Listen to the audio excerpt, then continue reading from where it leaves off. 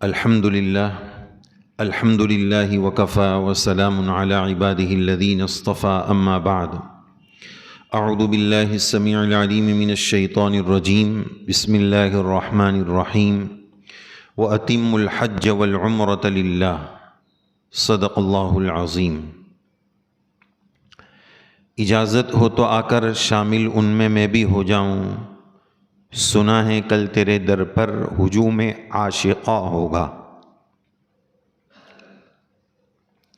لوگ جاتے ہیں کہ اللہ کا گھر دیکھیں گے، لوگ جاتے ہیں کہ اللہ کا گھر دیکھیں گے اور ہم دیکھنے والوں کی نظر دیکھیں گے۔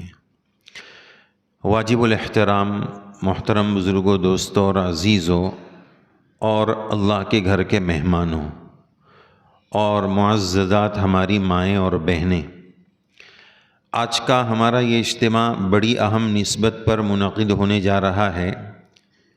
دیوالی ویکیشن کی نسبت پر جو حضرات سفر عمرہ پر جا رہے ہیں ان کے لیے آج کی یہ مجلس رکھی گئی ہے۔ اللہ تعالیٰ سے آپ حضرات دعا فرما دیں، اللہ تعالیٰ اس عاجز کو اخلاص کے ساتھ صحیح اور حق بات کہنے اور اللہ تعالیٰ ہم سب کو عمل کے جذبے کے ساتھ کہنے اور سننے کی سعادت اور توفیق نصیب فرمائیں۔ سب سے پہلی بات جانے والوں کی خدمت میں کچھ چیزیں جانے سے پہلے کرنے کی ہے، کچھ چیزیں سفر کے دوران کی ہیں۔ جانے سے پہلے کی جو چیزیں ہوتی ہیں ظاہر ہے کہ اس کو ہم سفر کی تیاری بولتے ہیں۔ سفر کی تیاری دو قسم کی ہے۔ ایک تیاری تو بیگ پیک کرنا، کیا کیا سامان لینا، کیا لے جانا، کیا چھوٹ جائے وغیرہ، یہ ہر ایک کا اپنا اپنا مسئلہ ہے۔ لیکن سفر حج کا ہو یا عمرہ کا ہو، اس کی ایک بہت بڑی تیاری روحانی تیاری ہوتی ہے۔ اپنے دل کو، اپنے اندرون کو اللہ کے گھر کے قابل بنا کر لے جانا، اپنی ناپاک نگاہوں کو ہم اس قابل بنائیں کہ یہ آنکھیں اللہ کے گھر کا دیدار کر سکے، رسول اللہ صلی اللہ علیہ وسلم کے در دولت اور روضہ اقدس کی زیارت کر سکے، اس قابل اس کو بنائیں۔ تو پہلی بات ہم یہ عرض کریں گے کہ ہم جو بھی حضرات جانے والے ہیں وہ اپنی قسمت پر ناز کریں کہ میری کتنی بڑی لاٹری لگی ہے، میری کتنی بڑی سعادت کی بات ہے کہ اللہ تعالیٰ مجھے اپنے گھر پر بلا رہے ہیں۔ آج کے دور میں ہم ایک مثال عرض کرتے ہیں کہ کبھی کبھار بھائی بھائی میں بھی من مٹاؤ ہو جاتا ہے، بھائی بہن میں من مٹاؤ ہو جاتا ہے، تو سگا بھائی سگی بہن کو، بھائی بھائی کو بول دیتا ہے آج کے بعد میرے گھر پر مت آئیو۔ لیکن اللہ کی مہربانی کا ہم اندازہ لگائیں کہ ہمارے گناہوں کے باوجود، ہماری نافرمانیوں کے باوجود، وہ ہمارا رب ہے، وہ ہمارا آقا ہے، شہنشاہ عالم ہے، ہم اس کے غلام بے دام ہیں، لیکن اس کے باوجود اللہ اپنے گھر کی حاضری ہمیں بلا رہے ہیں، حاضری نصیب فرما رہے ہیں۔ یہ اس کا کتنا بڑا کرم ہے، کتنا بڑا احسان ہے۔ میرے ناپاک قدم، ذرا ہم جانے والے سوچیں کہ کیا میرے ناپاک قدم اس قابل ہے کہ وہ مسجد حرام کی دھرتی پر چل سکے، مسجد حرام میں چل سکے جہاں نبیوں کے قدم پڑے ہوں، صحابہ کے قدم پڑے ہوں، بڑے بڑے اللہ والوں کے قدم پڑے ہوں، اس سرزمین پر اللہ مجھے بلا رہے ہیں، یہ اس کا بہت بڑا کرم ہے۔ یہ میری ناپاک آنکھیں جو ہر وقت گناہ دیکھنے کی عادی ہے، کیا یہ اس قابل تھی کہ وہ اللہ کے گھر کا دیدار کر سکے، رسول اللہ صلی اللہ علیہ وسلم کے روضے کی زیارت کر سکے؟ لیکن اس کے باوجود اللہ تعالیٰ مجھ پر اپنا کرم کر رہے ہیں۔ تو سب سے پہلے یہ احساس اپنے اندر ہونا چاہیے کہ میں کیا کرنے جا رہا ہوں، میری کتنی بڑی لاٹری لگنے جا رہی ہے۔ نمبر دو، جانے سے پہلے دوسری ہدایت اہم ترین یہ ہے کہ ہم اپنے اس عمل کو اخلاص کے ساتھ کریں۔ قرآن و سنت میں ہر عمل میں اخلاص کی ترغیب ہے کہ اللہ کے لیے کرنا۔ کوئی بھی عمل ہو، لیکن جب حج اور عمرہ کا وقت آیا تو اسپیشلی اللہ تعالیٰ نے حج اور عمرہ کے بارے میں فرمایا اتم الحج والعمرۃ للہ، حج اور عمرہ کا نام لے کر فرمایا۔ کیوں؟ کہ اس میں ریاکاری کے چانسز اور امکانات بہت ہیں۔ حج پر جا کر آئے تو حاجی صاحب نام بنا دیا، کوئی تیر تو مارا نہیں ہے، کوئی ڈگری تو لے کر نہیں آئے، ڈاکٹر صاحب، انجینئر صاحب، مفتی صاحب، قاری صاحب، یہ سب تو ٹھیک ہے، لیکن حج مسلمان کے بنیادی 5 کاموں میں سے، جس پر اسلام کے پلر کا فاؤنڈیشن جن 5 چیزوں پر ہے، ستون جو 5 ہے، وہ 5 چیزوں میں سے ایک حج ہے۔ تو پھر حاجی لگانے کا کیا مطلب ہے؟ تو حاجی صاحب تو نماز بھی پڑھتے ہیں، زکوٰۃ بھی دیتے ہیں، روزہ بھی رکھتے ہیں، تو نام بہت بڑا ہو جائے گا، حاجی، نمازی، رمضانی، زکاتی، عبدالرزاق بھائی۔ تو یہ اپنی عبادت کے اخلاص کو برباد کرنے والی بات ہے۔ اپنا وہ عمل میں نے اللہ کے لیے کیا ہے۔ بندہ جب اللہ کے لیے عمل کرتا ہے تو اللہ تعالیٰ آخرت میں ثواب سے نوازتے ہیں۔ آپ صلی اللہ علیہ وسلم نے حدیث پاک میں یہ بات بتائی، مجھے اپنی امت پر سب سے زیادہ جس بات کا خوف ہے، آج ہی ہم نے حدیث پاک پڑھی، مجھے میری امت پر سب سے زیادہ جس بات کا ڈر ہے وہ چھوٹے شرک کا ڈر ہے۔ وہ چھوٹا شرک کیا ہے؟ ریاکاری ہے، اللہ کے لیے عمل نہ کرنا، لوگوں کو دکھانے کے لیے عمل کرنا۔ اور حدیث پاک میں یہ بھی مضمون ملتا ہے کہ کل قیامت کے دن ریاکاری کرنے والوں کو اللہ تعالیٰ اس کا صرف ثواب دکھلائیں گے، جیسے اس نے بھی دکھلانے کے لیے کیا نا، تو اللہ بھی دکھلائیں گے کہ دیکھ تیرے کام کا ثواب اور بدلہ یہ ہے، دیں گے نہیں۔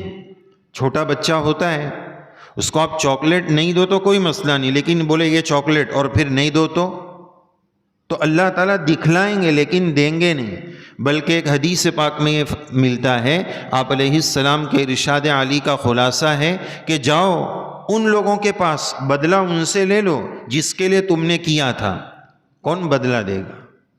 تو اپنے عمل کو ہمیں خالص کرنا ہے کہ میرا یہ عمل صرف اللہ کی رضا کے لیے، شاپنگ کے لیے، گھومنے کے لیے، تفریح کے لیے، کہ بھائی چلو دیوالی ویکیشن ہے تو ادھر ادھر نہیں جاتے، عمرہ پہ چلے جاتے، نہیں، میں عبادت کے لیے جا رہا ہوں، گھومنے نہیں جا رہا ہوں۔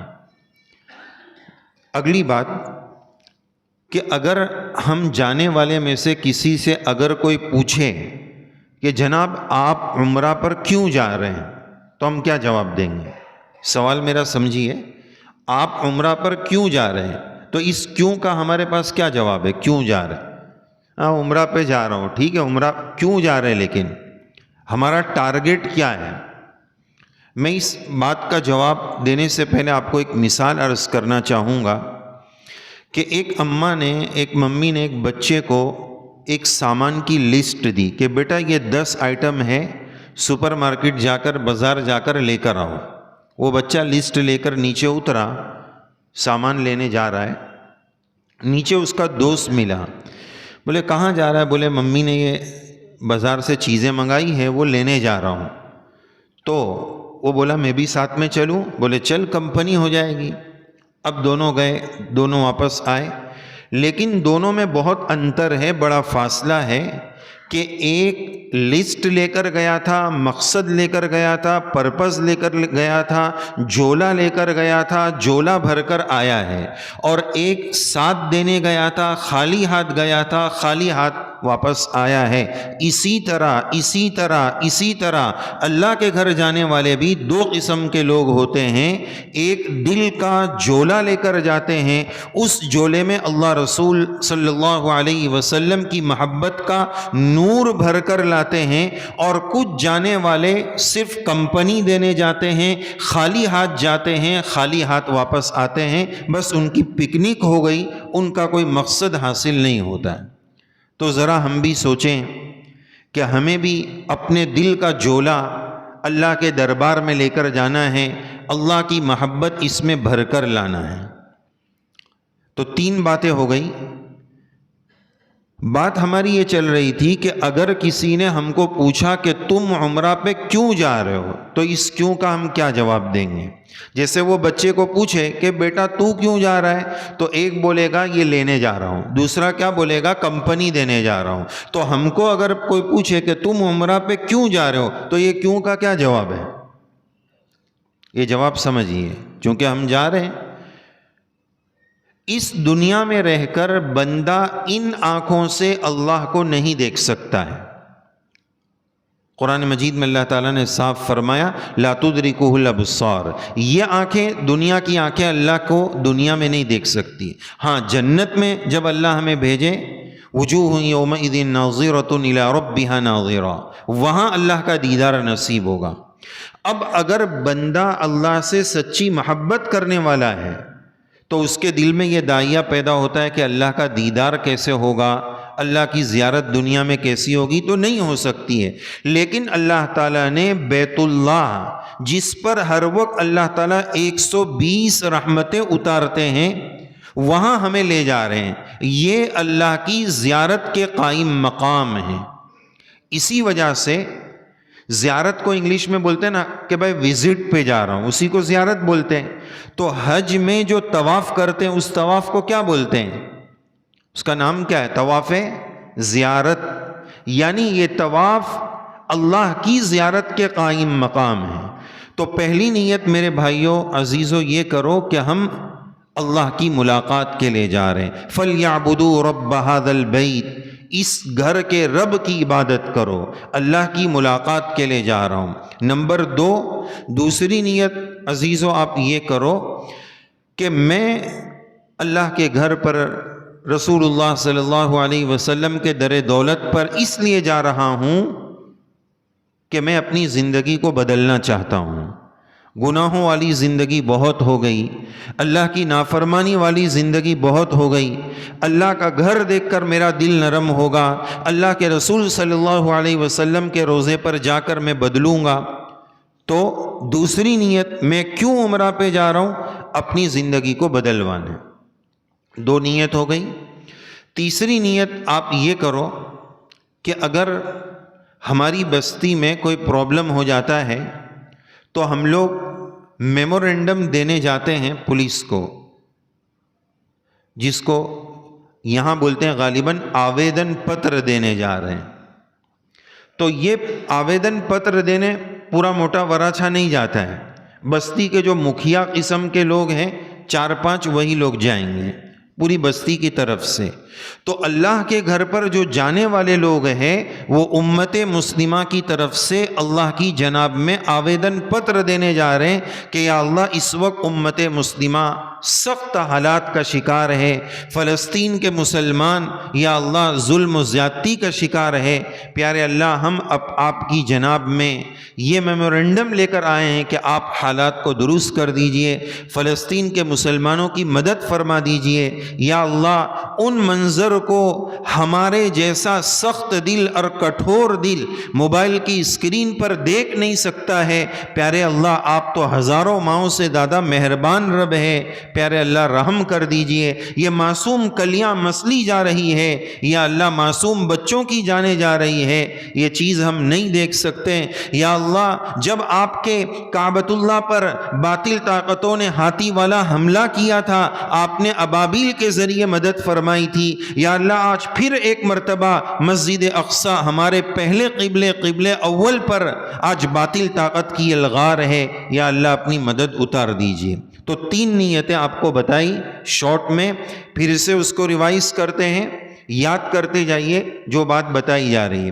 پہلی نیت ہم نے آپ کو بتائی، ہم اللہ کی زیارت اور ملاقات کے لیے جا رہے ہیں۔ نمبر 2 اپنی زندگی کو بدلنے کی نیت سے جا رہے ہیں۔ نمبر 3 اللہ کے پاس ہم اپنا امت مسلمہ کا دکھڑا لے کر جا رہے ہیں کہ یا اللہ حالات کو درست فرما دیجئے۔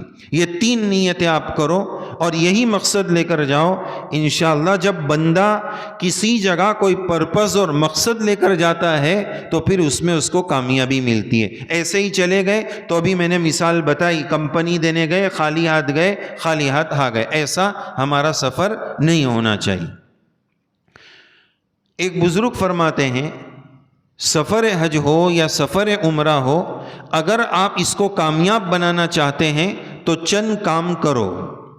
اس پورے سفر میں بے صبری نہ کرنا، ناشکری نہ کرنا۔ بے صبری، جلد بازی، یار کتنی لمبی لائن ہے، میرا نمبر کب آئے گا، میں جلدی فارغ ہو جاؤں، جلد بازی مت کرنا، بے صبری مت کرنا، ناشکری مت کرنا۔ تیسری بات، کوئی بھی کام دیکھا دیکھی مت کرنا۔ چوتھی بات، ہر کام سیکھ کر کرنا۔ 4 باتیں آپ کو بتائی، جو بھی میں بولوں اس کو آپ میرے ساتھ ریوائز کریں تو یاد ہوتے جائے گا۔ 4 باتیں بتائی، بے صبری اور جلد بازی مت کرو، ناشکری مت کرو، کوئی بھی کام دیکھا دیکھی مت کرو کہ وہ لوگ ایسا کر رہے ہیں تو چلو میں بھی ایسا کر لیتا ہوں، نہیں۔ چوتھی بات، ہر کام سیکھ کر کرو۔ دیکھا دیکھی کرنے کے نقصان کا ایک واقعہ سناؤں۔ ایک مرتبہ ایک بزرگ کے ساتھ ان کے چند ماننے والے طواف کر رہے تھے، تو وہ بزرگ کا یہ رومال ایسے نیچے گر گیا، تو وہ رومال لینے کے لیے جھکے کہ میں میرا رومال اٹھا لوں، تو پیچھے پورا مجمع بھی جھک گیا کہ حضرت یہاں جھکے ہیں، اس کا مطلب یہاں جھکنا کوئی عبادت ہے۔ یہ کیوں ہوا؟ دیکھا دیکھی کی وجہ سے، سیکھ کر نہیں جانے کی وجہ سے۔ بہت سارے لوگ حج میں یا عمرہ میں بس ایسے ہی چلے جاتے، ارے بھائی لاکھوں روپے اور ہزاروں روپے لگا کر جا رہے ہیں۔ جب بندہ کسی چیز میں مال زیادہ لگاتا ہے نا تو وہ کوشش کرتا ہے کہ مجھے اس میں سکسیس ملے، کامیابی ملے، اس کو سیکھ کر جاتا ہے۔ اور ایسے ہی چلے گئے کہ نہیں وہاں جو کر رہے ہوں گے اس میں سیکھنے کا کیا، ایسا بولتے ہیں لوگ، اس میں سیکھنے کا کیا، جو سب کر رہے ہوں گے وہی کر لیں گے، تو پھر وہ رومال اٹھانا پڑے گا، جھکنا پڑے گا۔ تو دیکھا دیکھی نہیں۔ چوتھی بات کیا بتائی؟ سیکھ کر کرنا۔ سیکھ کر نہیں کرنے میں کیا ہوتا ہے؟ اس کے اوپر 2 واقعے سنیے۔ ایک مرتبہ ایک صاحب عمرہ کے طواف سے فارغ ہو گئے، اور ان کو کسی نے بتایا تھا، سنا تھا کہ عمرہ کے بعد سعی کرنے کا رہتا ہے۔ تو سعی کا مطلب کیا ہوتا ہے؟ صفا مروہ کے چکر۔ تو وہ بیچارے کو یہی نہیں معلوم تھا کہ صفا مروہ کیا ہوتا ہے، چکر کیا ہوتا ہے، صرف صحیح سنا ہوا تھا۔ تو ان کے دماغ میں یہ تھا کہ جس کا طواف ہو جاوے تو مسجد حرام کے دروازے پہ پولیس لوگ بڑے بڑے رجسٹر لے کے کھڑے ہوں گے، تو جس کا طواف ہوئے تو صحیح کر دینے کا۔ صحیح یعنی میرا طواف ہو گیا، وہ والی صحیح گجراتی والی سمجھا کہ صحیح کر دو بھائی۔ یہ کیوں ہوا؟ سیکھ کر نہیں گئے۔ صحیح کیا ہے وہ پتہ ہی نہیں ہے۔ اسی طرح ایک بڑے میاں صحیح کر رہے تھے صفا مروہ میں، تو ان کو کسی نے دیکھا کہ وہ فجر بعد صحیح کر رہے ہیں، ظہر بعد بھی کر رہے ہیں، عصر بعد، صبح ہو گئی، مغرب ہو گئی، وہ صحیح میں ہی لگے ہوئے ہیں۔ تو چاچا جان آپ کی صحیح کب ختم ہوگی؟ تو بولے یہ سب لوگ کر رہے ہیں اس لیے میں بھی کر رہا ہوں۔ یعنی ان کے دماغ میں کیا تھا کہ جیسے نماز ہوتی ہے، امام صاحب بولتے اللہ اکبر تو پورا مجمع اللہ اکبر، پھر امام صاحب سلام پھیرتے تو پورا مجمع، تو وہ یہ سمجھے کہ یہ صبح سے وہی لوگ چل رہے ہیں، یہ دکھ نہیں رہا ہے کہ کوئی آ رہا ہے کوئی جا رہا ہے، وہ سمجھے وہی لوگ ہیں، یہ سب جائیں گے تو میں بھی جاؤں گا۔ تو یہ کیوں ہوا؟ سیکھ کر نہیں کرنا۔ تو 4 باتیں، بے صبری اور جلد بازی مت کرو، ناشکری مت کرو، دیکھا دیکھی مت کرو، اور ہر کام سیکھ کر کرو۔ تو اس سے کیا ہوگا؟ انشاءاللہ ہمارا سفر آسان ہوگا۔ اور حضرت شیخ رحمۃ اللہ علیہ جانے والے، اس سفر پر جانے والوں کو چند نصیحتوں میں ایک بات یہ فرماتے تھے، اپنی نیت کو خالص رکھو، وہاں جانے کے بعد اپنے آپ کو گناہ سے بچانا۔ نیکی کا بھاؤ بڑا ہوا ہے تو گناہ کا وبال بھی بڑھ جائے گا۔ تو اخلاص نیت، گناہ سے بچنا، خاص طور پر نگاہ کے گناہ سے بچنا، اپنی نگاہ کی حفاظت کرنا، اور زیادہ سے زیادہ وقت حرم میں گزارنا، کم سے کم وقت بازار میں گزارنا۔ سب کچھ مل جاتا ہے۔ ہمارا حال یہ کہ بس ابھی وہاں پہنچے نہیں کہ شاپنگ، بھائی 15 دن ہی بچے ہیں تو بول رہے ہیں 1 کلو میری کھجور لانا، 2 کلو میرا زمزم لانا، 2 کین میرا یہ لانا۔ ارے بھائی اب تو اللہ نے اتنا سہولت والا نظام بنا دیا ہے کہ مدینہ شریف کی کھجور بھی یہاں مل رہی ہے۔ پہلے ہم بولتے تھے کہ وہاں سے 4 چیزیں لاؤ، جس میں مدینہ شریف کی کھجور بھی تھی، اب تو ڈائریکٹ مدینہ کی کھجور یہاں سورت سے مل رہی ہے، بمبئی سے بھی نہیں۔ 4 چیزیں وہاں سے لانے کی ہے۔ اللہ کے گھر سے اللہ والا بن کر آئیں، رسول اللہ صلی اللہ علیہ وسلم کے روزے سے سنت اور سرکار کا عشق لے کر آئیں، مکہ شریف سے زمزم، مدینہ شریف سے کھجور، یہ 4 چیزیں وہاں کی اسپیشل ہے، باقی سب چیزیں ہمارے ملک میں بھی ملتی ہیں۔ تو میں عرض کر رہا تھا حضرت شیخ رحمۃ اللہ علیہ کی نصیحت، اخلاص نیت، گناہ اور بدنگاہی سے حفاظت، زیادہ وقت حرم میں عبادت میں گزارنا، اور چوتھی بات اہل عرب پر کامنٹ نہ کرنا کہ یہ لوگ کیا کر رہے ہیں، یہ لوگ کیا کر رہے ہیں، میں تو اپنا مسئلہ لے کر گیا ہوں، وہ کیا کر رہا ہے، وہ کیا کر رہا ہے، اس کے لیے میں نہیں گیا ہوں، میں کیا کر رہا ہوں، میں اس کے لیے گیا ہوں۔ تو یہ 4 نصیحت حضرت شیخ رحمۃ اللہ علیہ سفر عمرہ یا حج پر جانے والوں کو فرماتے تھے۔ اس کے بعد نصیحت کی تو بہت ساری باتیں ہیں، لیکن مختصر وقت میں اپنی بات کو بھی مکمل کرنا ہے، صحیح طریقہ بھی سیکھنا ہے۔ جانے سے پہلے چند چیزیں جو سیکھنے کی ہے، زبانی یاد کرنے کی ہے، روٹین میں لانے کی ہے۔ ایک تو احرام کی چادر پہننے کی پریکٹس، عادت نہیں ہوتی ہے تو پہننا بھاری پڑتا ہے، اس لیے 1-2 دن پہلے جانے سے پہلے اس کو روٹین میں لے آئیں، پریکٹس کر لیں۔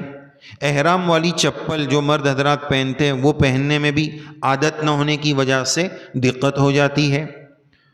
اور تیسری بھی بات چلنے کی مشق، چونکہ وہاں عبادت میں بھی چلنا ہے، ہر چیز میں چلنا ہے، تو چلنے کی عادت یہاں تو بس اپنا ایکٹیوا نکالا، اپنا بائک نکالا، ہر جگہ مسجد کے اندر بھی ہمارا بس چلے تو مسجد میں بھی لے کے آ جاؤ ہے، یا اندر کچھ پارکنگ بنا دو، تو یہ ہمارا حال ہو گیا۔ بہرحال تو چلنے کی مشق۔ اور ماؤں بہنوں کے لیے احرام کی حالت میں چہرے پر کپڑا نہ لگنا، یہ پابندی مرد کے لیے بھی ہے، عورت کے لیے بھی ہے کہ چہرے پر کپڑا نہ لگے۔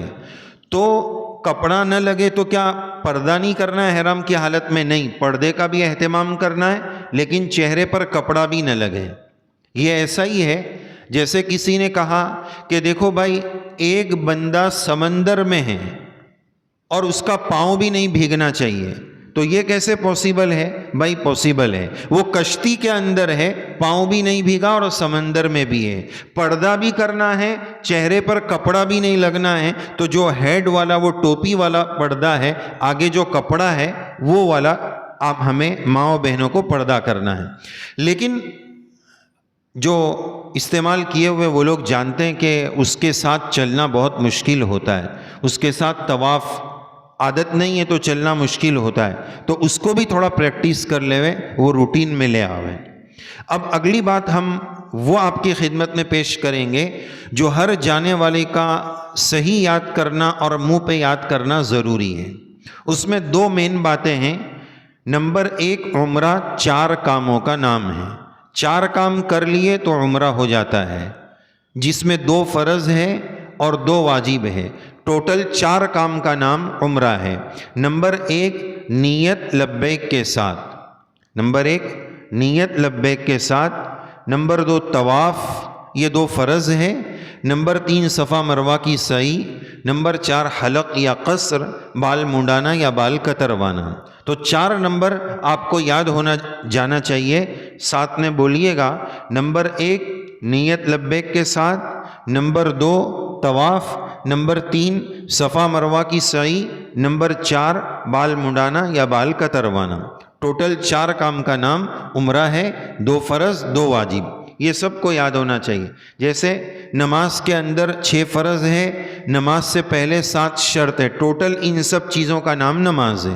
پھر سنت ہے اور آداب ہے وغیرہ، واجبات ہے، یہ الگ ہے، لیکن فرائض یہ ہے۔ تو فرائض اور واجبات یاد ہونا چاہیے۔ فرض چھوٹے گا نماز نہیں ہوگی، واجب چھوٹے گا سجدہ سہو ہوگا، یہاں فرض چھوٹے گا حج یا عمرہ نہیں ہوگا، واجب چھوٹے گا تو دم دینا پڑے گا، دم دینا پڑے گا تو پیسہ جائے گا، زیادہ پیسہ جائے گا تو میرا دم نکل جائے گا۔ اس لیے لوگ حج اور عمرہ میں برابر ایکٹیو رہتے ہیں کہ بھائی پیسہ جائے گا، کہ پیسے سے آدمی کو اس کی فکر رہتی ہے۔ اگر دوسری عبادتوں میں بھی ایسا ہی ہوتا تو شاید سب میں اور زیادہ مفتی صاحب کی ہمیں ضرورت پیش آ جاتی کہ بھائی پیسہ نہیں جانا چاہیے، باقی جو کچھ ہے وہ اپنی جگہ ہے۔ تو یہ چیزیں یاد کرنے کی تھی۔ اور اس کے بعد اگلی چیز جو ہمیں یاد کرنا ہے، صحیح یاد کرنا ہے، اور پورے حج یا عمرہ میں کوئی بھی چیز پڑھنا سوائے لبیک کے فرض نہیں ہے، واجب نہیں ہے، صرف لبیک پہلا فرض ہے، نیت لبیک کے ساتھ، یہ پہلا فرض ہے۔ تو ہمارا لبیک صحیح ہو، اس لیے آپ سب حضرات ساتھ میں لبیک پڑھیں، لبیک اللہم لبیک لبیک لا شریک لک لبیک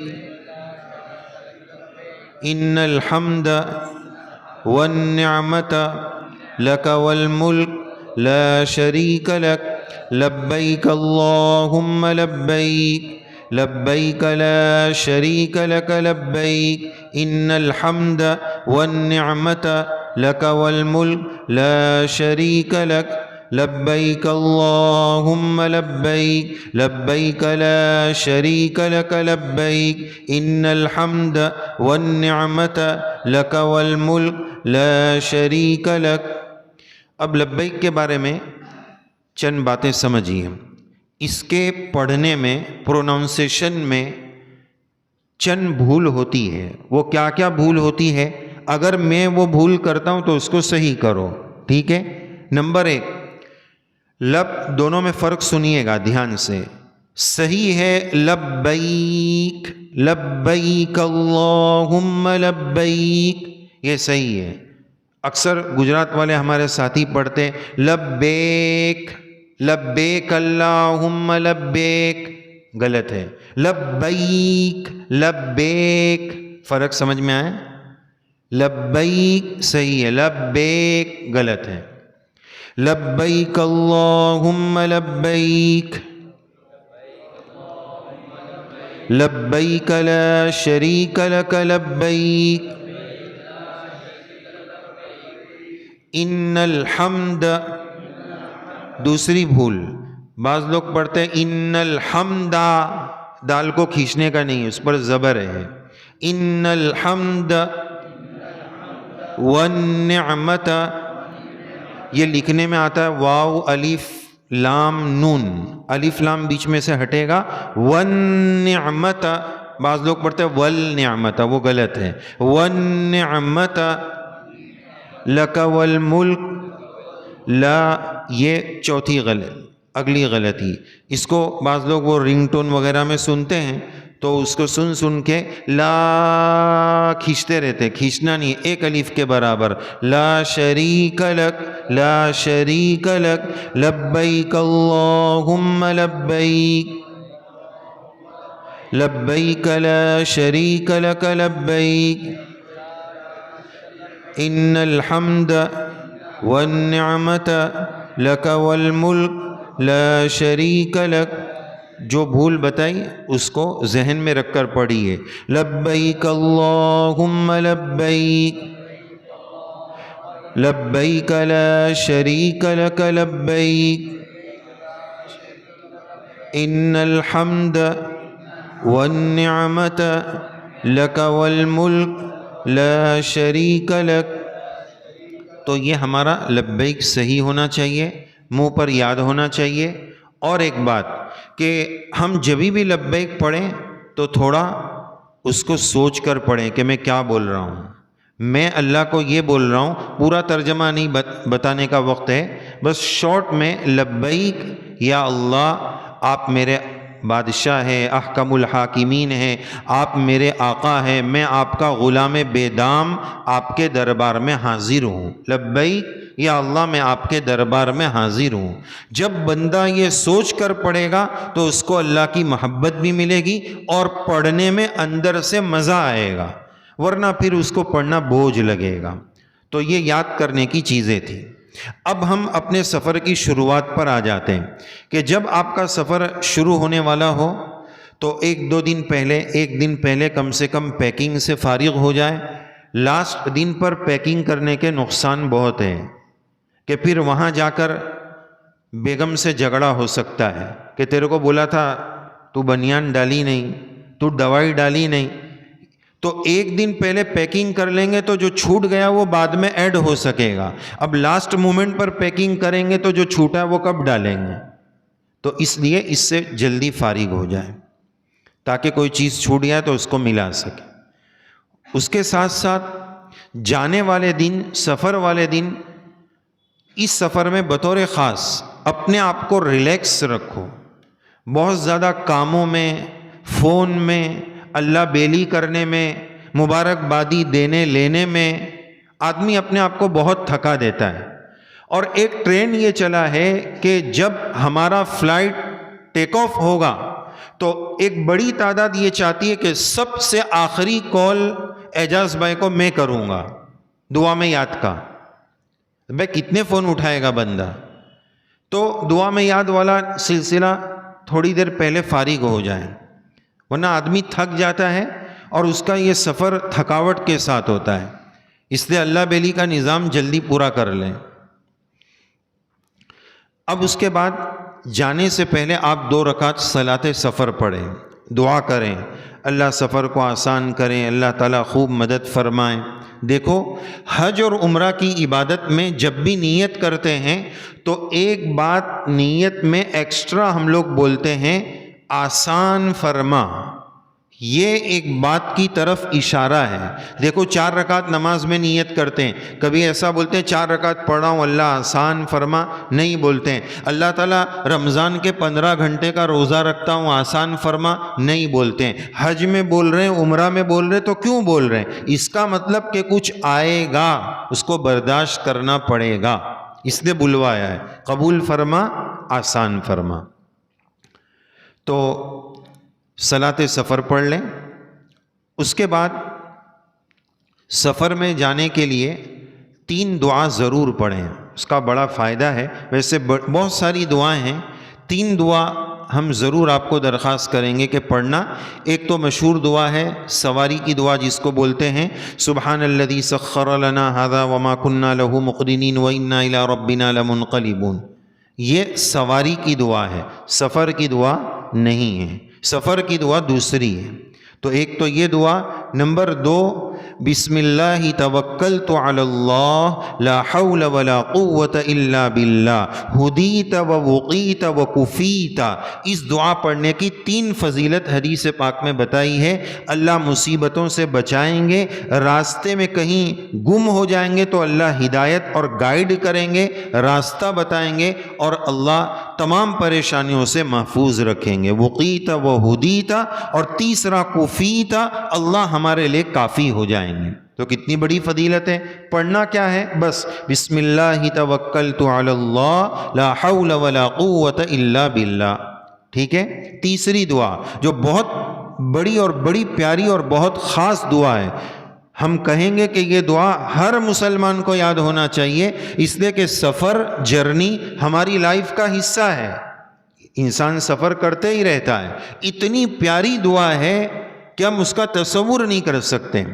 جب بھی ایئر سعودی میں جانا ہوتا ہے یا گلف کی کوئی فلائٹ ہوتی ہے تو اس میں فلائٹ اسٹارٹ ہونے سے پہلے وہ دعا پڑھی جاتی ہے۔ اب تو ایئر سعودی میں امام سدیس کی آواز میں ہی وہ دعا فلائٹ میں فٹ کر دی گئی ہے۔ دعا کے الفاظ سن لیجئے تھوڑے سے۔ اللہم انا نسألک فی سفرنا ھذا البر والتقوى ومن العمل ما ترضى اللہم ہون علینا سفرنا ھذا واطف عنا بعدا اللہم انت الصاحب فی السفر والخلیفۃ فی الاہل اللہم انی اعوذ بک من وعثاء السفر وکآبۃ المنظر وسوء المنقلب۔ مولانا بہت بڑی دعا ہے، کیسے یاد کریں گے؟ بہت بڑی چیز لینا ہے تو بڑی دعا پڑھنی پڑے گی۔ کتنی پیاری دعا ہے۔ میں 1-2 چیز اس کی خالی آپ کو بتاؤں۔ دیکھو ابھی جانے کے لیے ہم یہاں سے جیسے بمبئی جا رہے ہیں تو کبھی بائی روڈ سفر ہوتا ہے تو آدمی اتنا فرسٹریٹ ہو جاتا ہے، تھک جاتا ہے، یار بمبئی آئے گا کب؟ روڈ کٹ ہی نہیں رہا ہے، راستہ کٹ ہی نہیں رہا ہے۔ وَاطْوِ عَنَّا بُعْدًا، یا اللہ یہ جو میرا سفر کا ڈسٹنس ہے اس کو شارٹ کر دیجیے۔ کتنی پیاری دعا ہے۔ اسی طرح ایک اور بات بتاؤں کہ یا اللہ اس سفر میں کسی ڈینجر سین کو دیکھنے سے میری حفاظت فرما، یعنی میرا ایکسیڈنٹ ہو، اللہ نہ کرے، اللہ نہ کرے، وہ تو بہت دور کی بات، میں جہاں سے گزروں وہاں کسی اور کا ایکسیڈنٹ ہو، وہ ڈینجر سین مجھے دیکھنا پڑے، اس سے بھی میری حفاظت فرما۔ تو کتنی پیاری دعا ہے۔ تیسری بات کہ میں تو جا رہا ہوں لیکن میرے پیچھے گھر والے، کچھ بچے، کچھ رشتہ دار، یا اللہ میرے جانے کے بعد تو ان کا خلیفہ بن جانا، میرا نائب بن جانا۔ بہت پیاری دعا ہے، یاد نہیں ہو تو لکھی ہوئی مل جائے تو اس کو دیکھ کر پڑھو، واٹس ایپ پر آپ کو ہم بھیج دیں گے انشاءاللہ۔ تو یہ 3 دعا ضرور پڑھیے گا۔ اب آپ کا سفر شروع ہو رہا ہے۔ احرام کی چادر کہاں پہنیں گے؟ احرام کی چادر وایا فلائٹ والے دوسرے ایئرپورٹ پر اگر انتظام ہو اور وہاں اسٹے کا ٹائم تھوڑا زیادہ ہو تو وہاں سے پہنیں گے، ورنہ بمبئی سے پہن لیں۔ احرام کی چادر پہن لینے سے بندہ احرام کی پابندی میں نہیں آتا ہے۔ چادر یہ احرام کی پابندی ہے، یہ احرام نہیں ہے۔ احرام کی چادر احرام کی پابندی ہے، یہ اصل احرام نہیں ہے۔ آپ نے چادر پہن لی، فلائٹ میں بیٹھ گئے، کھانا کھا لیا۔ نیت کا لاسٹ ٹائم فلائٹ میں میقات آنے پر اناؤنس ہوتا ہے، اس وقت نیت کی جاتی ہے، لیکن مشورہ یہ ہے کہ اس ٹائم کا انتظار نہیں کرنا چاہیے۔ آپ کھانے سے فارغ ہو گئے، اب اس کے بعد آپ نیت کریں گے، یا اللہ آپ کی رضا کے لیے عمرہ کرتا ہوں، کرتی ہوں، قبول فرما، آسان فرما، لبیک اللہم لبیک 3 مرتبہ پڑھیں گے۔ یہ نیت ہو گئی، پہلا فرض ادا ہو گیا۔ کھانے کے بعد نیت اور 3 مرتبہ لبیک، ایک فرض ہمارا ادا ہو گیا۔ اب اس کے بعد خیال رکھنا ہے کہ ہم احرام کی پابندی میں آ چکے ہیں۔ احرام کی موٹی موٹی پابندی کا خیال رکھیں، خوشبو نہیں لگانا ہے، خوشبو کھانا پینا لگانا سب اس میں آ گیا۔ جدہ ایئرپورٹ پر تھک کر اتریں گے، واش روم جائیں گے، وہاں لیکوڈ سوپ ہے خوشبو والا، خیال رکھنا ہے کہ اس کو استعمال نہ کرو، اس لیے کہ ہم احرام کی پابندی میں ہیں، اس کا خیال رکھیں۔ احرام کی حالت میں مرد حضرات باڈی کے شیپ پر سلا ہوا کپڑا نہیں پہن سکتے ہیں، ناخن نہیں کاٹ سکتے ہیں، بال نہیں کاٹ سکتے ہیں، یہ موٹی موٹی پابندیاں ہیں۔ پاؤں کی ابھری ہوئی ہڈی 2 پٹی والی چپل پہننا ہے، وہ ہڈی کو کھلا رکھنا ہے۔ چہرے پر کپڑا نہیں لگا سکتے ہیں مرد حضرات، سر پر بھی کپڑا یعنی ٹوپی نہیں پہننا ہے، عورتیں سر پر لگا سکتی ہیں، چہرے پر نہیں لگا سکتی ہے کپڑا۔ تو یہ موٹی موٹی پابندی کا خیال رکھنا ہے۔ اب آپ الحمدللہ دیکھو، ہر موقع پر اللہ کا شکر ادا کرنا کہ چلو اللہ نے بمبئی تک پہنچا دیا، چلو اللہ نے جدہ تک پہنچا دیا، چلو مکہ تک، ہوٹل تک پہنچا دیا۔ ہر موڑ پر اللہ کا شکر ادا کرنا، تو اس سے اللہ آگے آسان کریں گے۔ اور ایک اسپیشل دعا آپ کو بتاتا ہوں، حدیث شریف میں آتا ہے حاجی اور عمرہ کرنے والا اللہ کا مہمان ہے۔ میزبان جو ہوسٹ کرتا ہے اس کی ذمہ داری ہوتی ہے کہ وہ مہمان کا پورا خیال رکھے۔ یا اللہ بہت ڈر لگ رہا ہے، میں بہت کمزور ہوں، لیکن آپ کا مہمان ہوں، اور جب آپ نے مہمان بنا لیا ہے تو میرے عمرہ کو، میرے کام کو، میری امی کے عمرہ کو آسان فرما دیجیے۔ اس طرح آپ دعا کریں گے، موقع موقع پر اپنی اپنی بھاشا میں، اپنی اپنی زبان میں اللہ سے مانگتے جائیں، شکر ادا کرتے جائیں۔ اب ہم الحمدللہ جدہ سے مکہ بھی پہنچ گئے۔ سب سے پہلے ہم اپنے روم پر پہنچے، تو روم پر پہنچنے کے بعد عمرہ کرنے جانے کے لیے جلدی مت مچاؤ۔ یہ بھائی سونے آیا ہے کیا؟ ہاں میں سونے آیا ہوں، تو جا کر لے، کوئی بات نہیں۔ عمرہ کی عبادت اور حج کی عبادت فریشنس اور تازگی کو چاہتی ہے، بوجھ اتارنا نہیں ہے۔ جیسے ہمارے صورت والے کیا بولتے ہیں، ایک جملہ بولتے ہیں کہ میں نے یہ عمرہ میں 4 عمرے اتارے اور 10 طواف مار لیے۔ مارنے اور اتارنے نہیں جا رہے ہیں، یہ کیفیت اور عشق والی عبادت ہے۔ تھکاوٹ کے ساتھ بندہ کیا کرے گا؟ سورت سے جا رہا ہے بمبئی، بمبئی سے جا رہا ہے 24 گھنٹے کے بعد وہ اپنی ہوٹل پر پہنچ رہا ہے، پھر 1 گھنٹے میں ہی اگر عمرہ کے لیے جائے گا تو کیا عمرہ کرے گا؟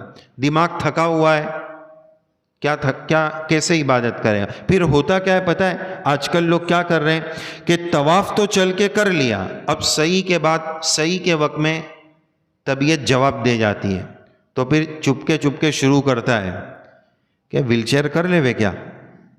ابھی تو وہ اسکوٹر والی ویل چیئر ہے، سب ویل چیئر وہ کر لے وے۔ تو آپ نے اگر طواف چل کے کیا، اس کا مطلب چل سکتے ہیں۔ جو بندہ چل سکتا ہے وہ ویل چیئر پر طواف اور سعی دونوں نہیں کر سکتا۔ پھر آدمی تھک جاتا ہے تو یہ کرتا ہے۔ اچھا اب یہ کورونا کے بعد سے اس میں اور تھوڑی سہولت لوگوں نے نکال لی ہے. کیا نکالی ہے کہ بھائی کیمرہ میں وہاں ہر بندہ آ جاتا ہے، چلو وہ تو ٹھیک ہے، لیکن ابھی اتنے سارے لوگ میرے رشتہ دار جا رہے ہیں، کوئی میرے کو ویل چیئر پہ دیکھ لے گا تو گڑبڑ ہو جائے گی. تو ابھی کورونا ہے، ماسک لگایا اور چلو کون حاجی صاحب ہے پتہ ہی نہیں چلے گا، تو ماسک لگا کے ویل چیئر کر رہے ہیں. تو جو چل سکتا ہے وہ ویل چیئر پر طواف اور سعی نہیں کر سکتا ہے، اس لیے تھکے ہوئے ہونے کی حالت میں عمرہ پہ نہ جاوے. فریش ہو جائے، آرام کر لے، 2 گھنٹہ 3 گھنٹہ کوئی وقت نہیں ہے، ہر ایک کو آرام کے لیے الگ الگ وقت کی ضرورت ہے. تو جب پورے فریش ہو جائے پھر عمرہ کے لیے جاوے. اب غسل کے بعد آرام سے. اچھا ایک لوگوں کے دماغ میں ایک مسئلہ یہ ہے کہ احرام کی چادر اتارنا غلط ہے. ایسا نہیں ہے، وہ سمجھتے ہیں چادر اتاریں گے تو احرام ختم ہو جائے گا، عمرہ سے احرام سے باہر نکال جائیں گے. ایسا نہیں ہے. اگر آپ واش روم جا رہے ہیں، اوپر والی نیچے والی دونوں چادر اتار کے لٹکا دیے تو کوئی مسئلہ نہیں، لٹکا سکتے، چادر نکالنے میں کوئی حرج نہیں ہے. عمرہ سے احرام سے باہر نہیں آئیں گے، ضرورت کے موقع پر ایسے اتار سکتے، چینج کرنا ہو، دوسرا احرام پہننا ہو کر سکتے. اب وہاں پہنچ گئے، اب ہم جا رہے ہیں عمرہ کے لیے. سب سے پہلے مسجد حرام پہنچیں گے. جیسے ہی ہم باب عبدالعزیز سے انٹر ہونے والے ہوں گے تو سب سے پہلے بیت اللہ شریف نظر آئے گا. تو بیت اللہ کی پہلی نظر پر دعا قبول ہوتی ہے. جب نظر آ جائے تو دعا پڑھنے کا اہتمام کرے، دعا مانگنے کا اہتمام کرے، جو جس کی مراد ہو. ربنا آتینا فی الدنیا حسنہ وفی الآخرۃ حسنہ، اس میں دنیا آخرت کی سب بھلائی آ گئی. اسی طرح دوسری دعا یہ ہے کہ یا اللہ پورے سفر میں جتنی دعائیں کروں یا اللہ سب کو قبول کر لینا. یہ قبول ہو گئی تو پورے سفر کی سب قبول ہو جائے گی. پھر اس کے بعد آگے چلے اور مرد حضرات داہنے کندھے سے احرام کو اتار دے، داہنا کندھا ننگا کر دے، کھول دے. ٹھیک ہے. پھر اس کے بعد آگے بڑھیں گے، مسجد میں داخل ہونے کی دعا پڑھیں گے اور بسم اللہ والصلاة والسلام علی رسول اللہ اللہم افتح لی ابواب رحمتک پڑھیں گے اور اعتکاف کی نیت کریں گے کہ یا اللہ جب تک مسجد میں رہوں گا تب تک میں اعتکاف میں رہوں گا تو 1000 اعتکاف کا ہمیں انشاءاللہ ثواب ملے گا. تو یہ نیت کر لیں، کندھا کھول لیں. اب مسجد کے اندر ہم چلے جائیں گے. اب مسجد کے اندر جب ہم جائیں گے تو پہلا کام ہمارا طواف کا ہے. یہ بیت اللہ شریف کے گویا 4 کونے ہیں. یہ والا کونا حجر اسود والا، یہاں سے ہمارا طواف شروع ہونے والا ہے. تھوڑا سا اس کے قریب آگے آ کر جب یہاں پہنچنے والے ہو تو یہاں رک جائیں اور رک کر آپ طواف کی نیت کریں، یا اللہ آپ کی رضا کے لیے عمرہ کا طواف کرتا ہوں، قبول فرما، آسان فرما. یہ طواف کی نیت ہو گئی. ٹھیک ہے. اب اس کے بعد اگلا جو کام کرنا ہے اس کام کا نام ہے استقبال. استقبال کا مطلب یہ ہے کانوں تک ہاتھ اٹھا کر آپ دور کھڑے رہ کر بولیں گے بسم اللہ اللہ اکبر والصلاة والسلام علی رسول اللہ، یا بسم اللہ اللہ اکبر بھی بول لے تو کوئی حرج نہیں. کانوں تک نماز کی طرح ہاتھ اٹھائیں گے، یہ ہو گیا استقبال. اب اس کے بعد حجر اسود کی بالکل سیدھ میں آ جائیں گے. ادھر حجر اسود نظر آئے گا، پیچھے لائٹ نظر آئے گی، بالکل اس کے سینٹر میں آ کر اب ہم طواف شروع کریں گے. استلام، ہوائی بوسہ. بھائی عبدالرحیم، تو استلام یہ ہے کہ ہوائی بوسہ لیں گے.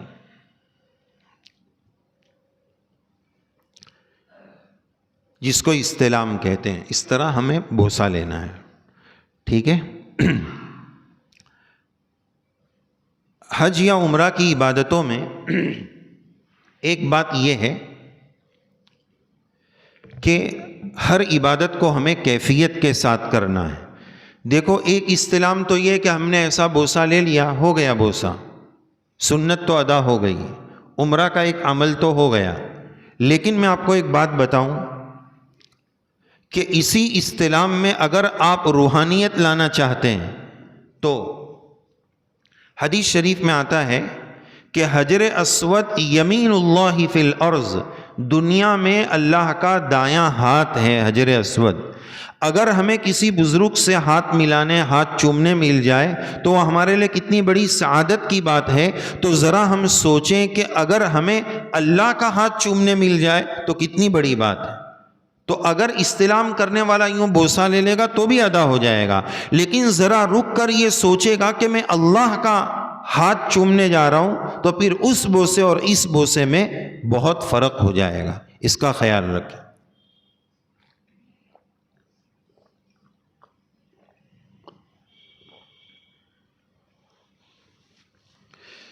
تو یہ بوسہ ہو گیا۔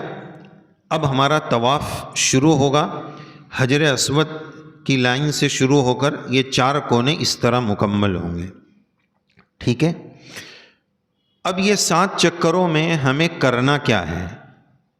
ہر ایک چکر ختم ہونے پر ایک مرتبہ پھر بوسہ لیں گے۔ تو 7 چکر جب پورے ہوں گے تو 8 بوسے مکمل ہو جائیں۔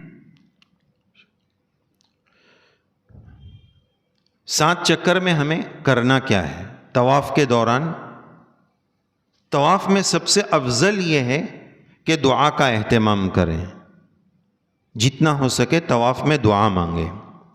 اور 7 چکر یاد رکھنے اور کیا کرنا ہے اس کے لیے ایک ترتیب ہے، کوئی فرض واجب ترتیب نہیں ہے۔ پہلے چکر میں آپ درود شریف پڑھو، دوسرے چکر میں استغفار، چھٹے چکر میں استغفار، 7ویں چکر میں درود شریف۔ یہ 4 چکر ہو گئے، بیچ کے 3 بچ گئے۔ تیسرے چکر میں اپنے لیے دعا، چوتھے چکر میں اپنے گھر والوں کے لیے دعا، اور 5ویں چکر میں کل امت مسلمہ کے لیے دعا کا اہتمام کریں۔ اس طرح 7 چکر بھی ہو جائیں گے، اس میں کیا کرنا ہے وہ بھی یاد رہے گا اور دعا بھی ہو جائے گی۔ یہ کوئی فرض واجب نہیں ہے، سنت نہیں ہے، ایک ترتیب ہے۔ اس کے علاوہ کوئی اور کچھ کرنا چاہے تو وہ بھی کر سکتے ہیں۔ اب یہ جو ترتیب بتائی یہ حجر اسود سے لے کر رکن یمانی تک کرنی ہے۔ جب رکن یمانی پر آ گئے تو 7 چکر میں ربنا آتینا فی الدنیا حسنہ یہ والی دعا پڑھنی ہے۔ اور مرد حضرات کے لیے طواف میں 2 کام ایکسٹرا ہے۔ ایک تو ہم نے کندھا کھول دیا تھا، دوسرے کام اس کو اضطباع بولتے ہیں، دوسرے کام کا نام ہے رمل۔ رمل کا مطلب یہ ہوتا ہے کہ پریڈ والی چال، فوجی والی چال، بھاگنا نہیں ہے، پاؤں پیچھے سے تھوڑا اٹھا کر سینہ تھوڑا سا نکال کر اس طرح چلنا ہے، اس کو رمل بولتے ہیں۔ یہ والا کام شروع کے 3 چکر میں کرنا ہے۔ پورے چکر میں نہ کر سکو تو کوئی بات نہیں، بھیڑ کی وجہ سے یہ مشکل رہتا ہے، جب بھی تھوڑی جگہ مل جائے تو یہ کر لو، اس کو کہتے ہیں رمل۔ تو جب 7 چکر پورے ہوں گے 8 بوسے ہمارے مکمل ہو جائیں گے، اور اس طرح ہمارا طواف الحمدللہ مکمل ہو جائے گا۔ طواف کے دوران بیت اللہ شریف کو دیکھنا، سینہ کرنا، اس کی طرف پیٹ کرنا، تینوں کام منع ہیں۔ طواف کے دوران بیت اللہ کو دیکھنا، سینہ کرنا، پیٹ کرنا یہ غلط ہے، مسئلے کی روح سے صحیح نہیں ہے، اس کا ہم خیال رکھیں۔ اب اس کے بعد طواف پورا کرنے کے بعد اللہ تعالیٰ سے آپ ایک دعا مانگ سکتے ہیں۔ کیا دعا مانگیں گے؟ دعا یہ مانگیں گے کہ یا اللہ، آج میں نے آپ کے در کے پھیرے لگائے ہیں، آپ کے در کے پھیرے لگانے کے بعد پیارے اللہ مخلوق کے در کے پھیرے لگانے سے ہماری حفاظت فرما دیجیے۔ بہت بڑی دعا ہے، بہت پیاری دعا ہے۔ عقل مند لوگ وہ ہوتے ہیں جو بڑوں سے موقع نکال کر اپنا مطلب پیش کر دیتے ہیں۔ ہم نے اپنے گھروں میں دیکھا ہے نا کہ بیویاں دیکھتی ہے کہ حضرت آج اچھے موڈ میں ہیں تو پھر شاپنگ کی بات شروع کرتی ہے، کپڑے کی بات شروع کرتی ہے، موڈ دیکھتی ہے کہ آج جہاں اعلیٰ اور میرے میاں کس موڈ میں ہیں، اچھا موڈ ہے تو پھر آفر آ جاتی ہے۔ تو اسی طرح جب اللہ تعالیٰ بندے پر عطا اور نوازش فرما رہے، وہ تو ہر وقت فرما رہے ہیں، لیکن یہ دعا کی قبولیت کا موقع ہے تو ہم اللہ کو یہ بات پیش کر دیں۔ اور دیکھو، مخلوق کے در کے پھیرے مانگنے کے نہیں، میرا اپنا قرض ہے اس بندے کے پاس، دے نہیں رہا ہے، دھکے کھلا رہا ہے، یہ بھی تو مخلوق کا در کا پھیرا ہے نا۔ اللہ مخلوق کے در کے پھیرے لگانے سے میری حفاظت فرما دیجیے۔ یہ دعا آپ ضرور مانگیے گا۔ اور موقع کی دعا موقع پر مانگ لینے کی بڑی اہمیت ہوتی ہے۔ قرآن مجید سے اس کا ثبوت ملتا ہے کہ حضرت زکریا نے علیہ السلام حضرت مریم سے پوچھا کہ انا لکی ھذا، یہ بے موسم کا پھل تیرے پاس کہاں سے آیا؟ تو اللہ نے بھیجا، دعا کی تو اللہ نے بھیج دیا۔ تو زکریا علیہ السلام نے دیکھا کہ یہ اچھا موقع ہے، اللہ بے موسم کا جب پھل دے سکتا ہے تو میرے یہاں اولاد نہیں ہے، تو اللہ تعالیٰ سے یہ مانگنے کا اچھا موقع ہے۔ ہنالک دعا زکریا ربا، زکریا علیہ السلام نے فوراً اللہ سے دعا مانگ لی، رب ھب لی من لدنک ذریۃ طیبہ، تو اللہ نے فوراً اس دعا کو قبول فرمایا۔ یبشرک بیحییٰ، ہم یحییٰ بچے کی تم کو خوشخبری سناتے ہیں۔ موقع پر مانگی ہوئی دعا اللہ نے قبول فرمائی، تو اس کا ہم ضرور خیال رکھیں، موقع پر دعا مانگیں۔ اب ہمارا طواف ابھی بھی مکمل نہیں ہوا ہے جب تک کہ 2 رکعت واجب الطواف نہیں پڑھیں گے۔ واجب الطواف پڑھنے کے وقت داہنا کندھا جو ہم نے کھولا تھا اس کو بند کر لو۔ طواف ہو گیا، اب اس کو بند کر لو۔ ٹوپی ابھی بھی نہیں پہننا ہے، اس لیے کہ احرام کی حالت میں، اس کو بند کر کے 2 رکعت جہاں موقع ملے وہاں 2 رکعت واجب الطواف ادا کرو۔ جب تک 2 رکعت نہیں ہوگی طواف ادھورا ہوگا۔ طواف فرض ہو، واجب ہو، نفل ہو، کوئی بھی طواف ہو، اس طواف میں 2 رکعت پڑھنا ضروری ہے، اس کے بغیر طواف مکمل نہیں ہوگا۔ ایک بھول جو آج کل لوگ کرتے ہیں، اس بھول کے بارے میں ایک بات آپ کو بتانی ہے کہ یہ جیسے حجر اسود والا چھیڑا ہے، کنارہ ہے، یہاں لوگ نماز پڑھتے ہیں 2 رکعت والی، تو ادھر آپ نے دیکھا کہ بہت رش ہوتا ہے، تو شارٹ کٹ مارنے کے لیے لوگ 7ویں چکر میں ادھر سے نکل جاتے ہیں، ادھر سے 7واں چکر ادھورا ہو گیا، طواف انکمپلیٹ رہا، مکمل نہیں ہوا۔ 7واں چکر تھوڑے سے کے لیے شارٹ کٹ مت مارو، پورا 7واں چکر پورا ہوا کہ نہیں اس کا مکمل اطمینان کر لو اور 2 رکعت پڑھ لو۔ تو ہمارے 2 کام ہو گئے۔ اب تیسرا کام کرنے سے پہلے بیچ میں ایک کام اور ہے، ڈرنک انٹرول۔ کھلاڑی لوگ کرتے ہیں کہ اگلا کھیل کھیلنے سے پہلے انرجی ڈرنک پینا ہے، تو وہ ہے زمزم، اور خوب زمزم پیے، ماء زمزم لما شرب لہ، جو نیت کریں گے، جو مانگیں گے زمزم پیتے وقت اللہ وہ دیں گے، یقین سے مانگنا ہے۔ اور ایک بات آپ کو بتاؤں، بڑی پیاری بات ہے کہ ہم دعا تو کرتے ہیں لیکن پیتے وقت، زمزم پیتے وقت ایک فیلنگ، ایک دھیان، ایک تصور۔ واقعہ یہ ہوا کہ ایک مرتبہ رسول اللہ صلی اللہ علیہ وسلم نے کسی برتن سے زمزم کا پانی نکال کر پیا، اور پینے کے بعد بچا ہوا کنویں میں واپس ڈال دیا۔ کیوں؟ اس لیے کہ قیامت تک آنے والی میری امت کو میرا پانی بھی پینے مل جائے۔ تو میں صرف زمزم نہیں پی رہا ہوں، میرے سرکار کا بچا ہوا، مجھے دیا ہوا مجھے پانی مل رہا ہے۔ کتنی بڑی سعادت کی بات ہے۔ حضرت ابراہیم و اسماعیل و ہاجر کی برکت بھی ہے، اور میرے آقا جناب محمد الرسول اللہ صلی اللہ علیہ وسلم کی برکت بھی اس میں موجود ہے۔ اس کا ہم خیال رکھیں۔ پھر زمزم ہو گیا، اب اگلا کام ہے صفا مروہ کی سعی کا۔ صفا مروہ کی سعی کے مقام پر پہنچنے سے پہلے، صفا پر پہنچنے سے پہلے آپ ایسی جگہ تلاش کریں جہاں سے اوپر سے، جہاں سعی شروع کرنا ہے اس سے پہلے ایسی جگہ دیکھیں جہاں سے بیت اللہ نظر آ جاوے، تو وہاں پہنچ کر 9ویں مرتبہ بوسہ لینا ہے۔ 8 بوسے تو طواف کے وقت ہوئے تھے، اب 9ویں مرتبہ بوسہ لینا ہے، تو 9 بوسے ہو گئے۔ اب ہمارا عمرہ کا تیسرا کام شروع ہوگا جس کو بولتے ہیں سعی۔ اب آپ صفا پر پہنچیں گے اور نیت کریں گے یا اللہ آپ کی رضا کے لیے عمرہ کی سعی کرتا ہوں، قبول فرما، آسان فرما۔ اور اوپر آیت لکھی ہوئی ہے، اگر یاد ہو دکھ جائے تو پڑھ لیں، ورنہ نیت کافی ہے۔ ان الصفا والمروۃ من شعائر اللہ فمن حج البیت او اعتمر فلا جناح علیہ ان یطوف بہما۔ یاد ہو تو پڑھے ورنہ نیت کر لے، کافی ہے۔ ہر چکر پر صفا اور مروہ پر کھڑے رہ کر آپ کو دعا کرنا ہے، ٹھیک ہے؟ ساتوں چکر میں دعا کا اہتمام کرنا ہے۔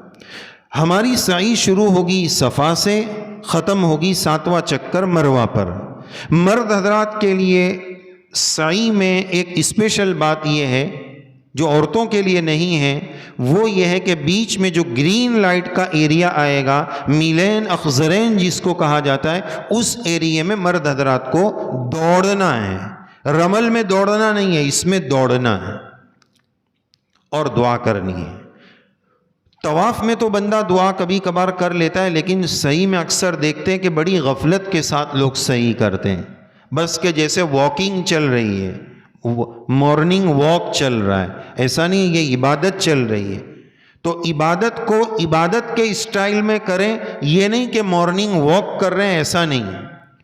اور صفا مروہ کی سعی کے وقت اللہ تعالیٰ سے یہ بھی مانگیں کہ یا اللہ یہ جو عمل ہے سعی کا، یہ آپ کی ایک بندی حضرت ہاجر کا عمل ہے، آپ کا ان کا دوڑنا آپ کو اتنا پسند آیا کہ ہر حج اور ہر عمرہ کی عبادت میں آپ نے اس کو شامل کر دیا۔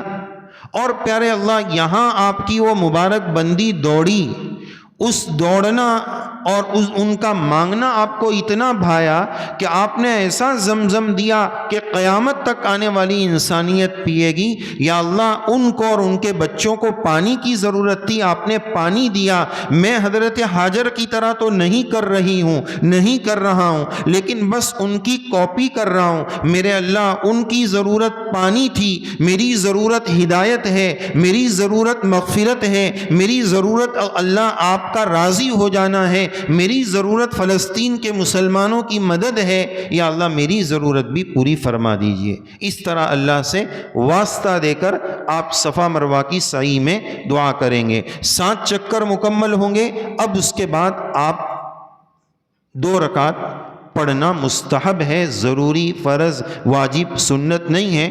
سعی کے بعد 2 رکعت پڑھنا مستحب ہے۔ تو اب جا کر ہمارے 3 کام مکمل ہو گئے، 3 کام پورے ہو گئے۔ اب چوتھا کام کرنا ہے۔ مرد حضرات کے لیے 2 آپشن ہیں، بال کٹانا اور ٹکلا کرانا، حلق۔ آپ صلی اللہ علیہ وسلم نے حلق کرانے والوں کو 3 مرتبہ رحمت کی دعا دی ہے اور بال کٹانے والے کو 1 مرتبہ دعا دی ہے۔ تو ہم انشاءاللہ حلق کرانے کی نیت کریں کہ 3 دعا ملیں۔ ہم نے ایسے لوگ بھی دیکھے ہیں کہ حج اور عمرہ میں بال کٹا رہے ہیں اور رو رہے ہیں کہ میری محبوبہ مجھ سے جا رہی ہے۔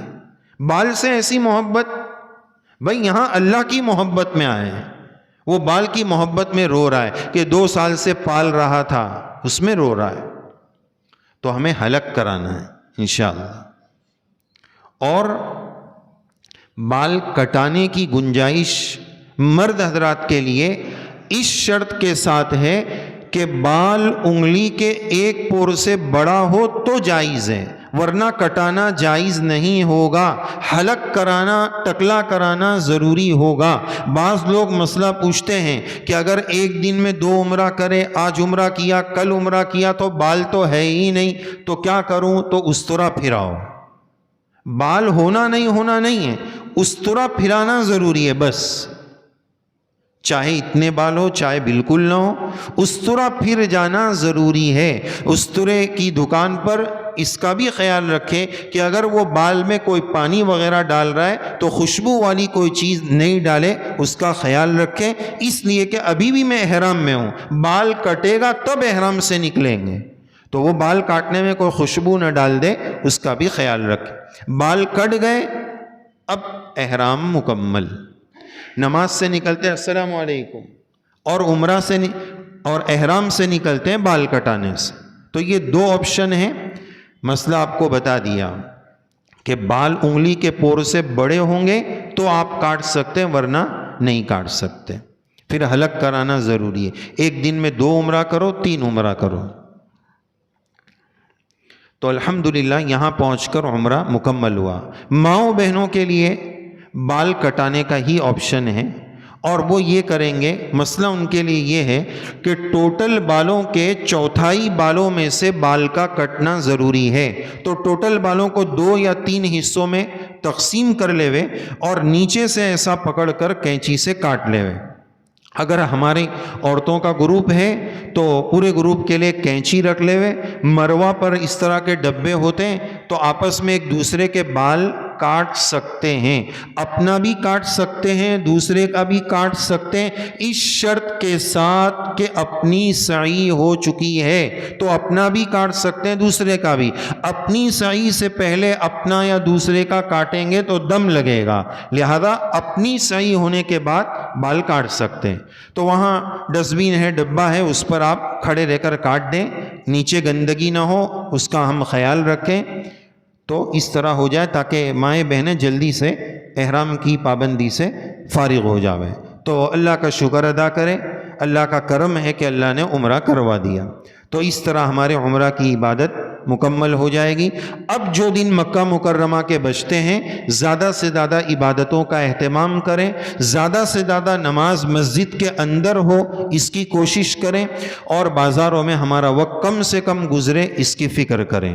اور جو زیارت کی جگہ ہیں اس کے لیے تو بہت وقت چاہیے اگر وہ آپ کو سمجھائیں گے تو، لیکن بہرحال وہ جگہوں کو بھی بہت عظمت احترام، بہت ساری مرتبہ اس کی صحیح گائیڈنس پتہ نہیں ہوتی ہے، غلط بات بتا دی جاتی ہے، لوگ اسی کو سنتے رہتے ہیں، چلاتے رہتے ہیں. ان کے بارے میں بھی معلوم کریں. مکہ مکرمہ کے قیام میں 2-4 موٹے موٹے مسائل. ایک مسئلہ یہ ہے کہ آج کل وہ مسئلہ چل رہا ہے کہ بلا احرام کے مسجد میں اندر جانے نہیں دے رہے. عورتیں تو چلی جاتی ہے عمرہ کے لیے، مرد حضرات کو احرام کے بغیر جانے نہیں دے رہے ہیں. تو اب کیا کریں؟ لوگ پوچھتے ہیں کہ احرام کی چادر پہن کر نفلی عمرہ کے لیے چلے جائیں. بعض حضرات نے اجازت دی ہے، ہم تو منع کرتے ہیں. ہمارے اکابر کا فتویٰ بھی اس سلسلے میں موجود ہے کہ نہ، ایسا نہ کریں. جھوٹ جیسے زبان سے ہوتا ہے، جھوٹ عمل سے بھی ہوتا ہے. ہمارے پڑوس میں ایک پولیس رہتے ہیں، انہوں نے اپنی گاڑی پر پولیس کی نمبر پلیٹ لگائی ہے. اب وہ نمبر پلیٹ لے کے میں میری گاڑی میں لگا دوں تو یہ جھوٹ ہوگا کہ نہیں؟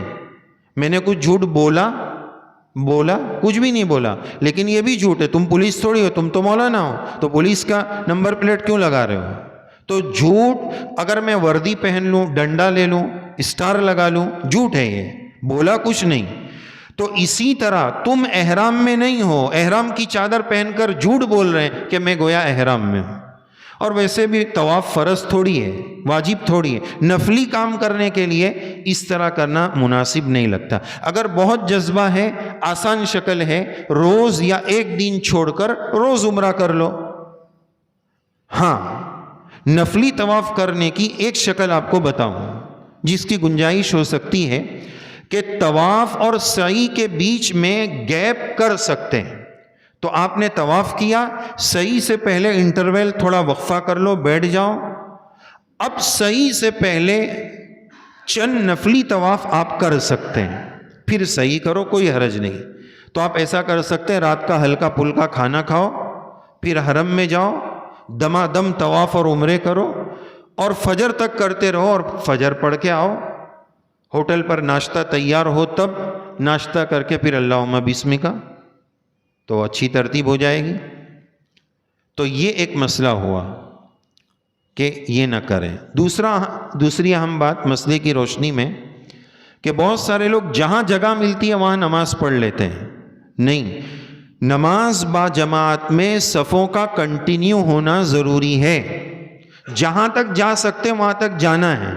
سامنے جو ہلٹن ٹاور ہے جس کو مکہ ٹاور بھی بولتے ہیں، اس میں مسجد ہے. وہ مسجد کا نام ہے مسجد ابو بکر. حضرت ابو بکر رضی اللہ عنہ کا گھر ادھر ہی تھا.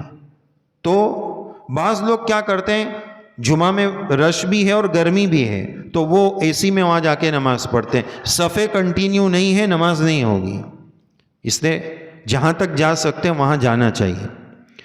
اسی طرح کچھ سالوں سے دونوں جگہ پر جمعہ کی اذان جمعہ کا وقت ہونے سے پونا گھنٹہ پہلے اذان ہو جاتی ہے، اذان کے بعد سنت پڑھنا جائز نہیں ہے۔ جمعہ کا وقت ہوتا ہے، امام صاحب فوراً خطبہ شروع کرتے ہیں، خطبے کے بیچ میں بھی سنت پڑھنا جائز نہیں ہے۔ جمعہ کی فرض پڑھنے کے بعد پہلے والی سنت آپ پڑھیں گے، یہ بھی مسئلہ ہے، اس کا بھی خیال رکھیں۔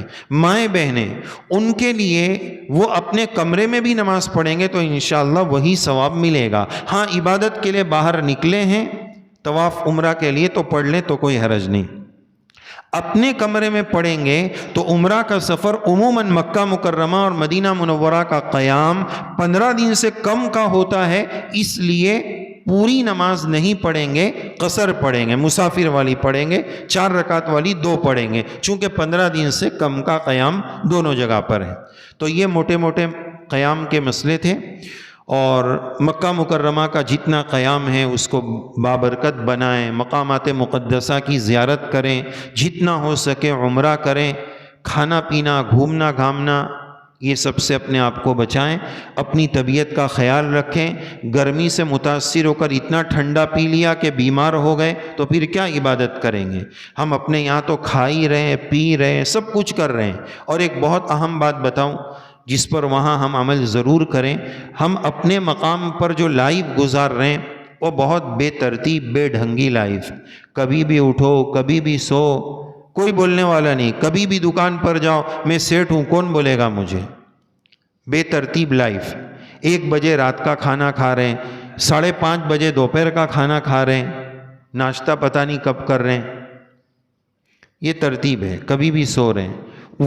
وہاں کی 15 دن کی لائف اچھی گزارو، شیڈیول بناؤ، اتنے بجے اٹھوں گا، اتنے بجے پڑھوں گا، یہ کروں گا، اسی کے مطابق چلو، ادھر ادھر نہیں۔ کم سے کم 15 دن تو میں سدھر جاؤں، ترتیب کے ساتھ گزاروں، اس کی فکر کرو۔ اور مکہ مکرمہ میں سیکھنا سکھانا جو آپ کو یاد ہے اپنے قریب والوں کو سکھاؤ، سکھانے کا بھی بہت ثواب ہے۔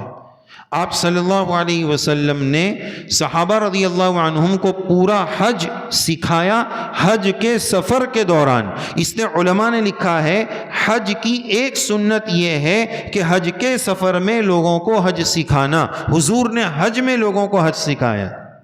تو سکھانے والی عبادت بڑی پیاری اور بڑی عبادت ہے، تو لوگوں کو سکھاؤ، اس ترتیب سے آپ سیکھ جاؤ، اتنا پرفیکٹ یاد ہو جائے کہ آپ دوسروں کو سکھانے والے بن جاؤ۔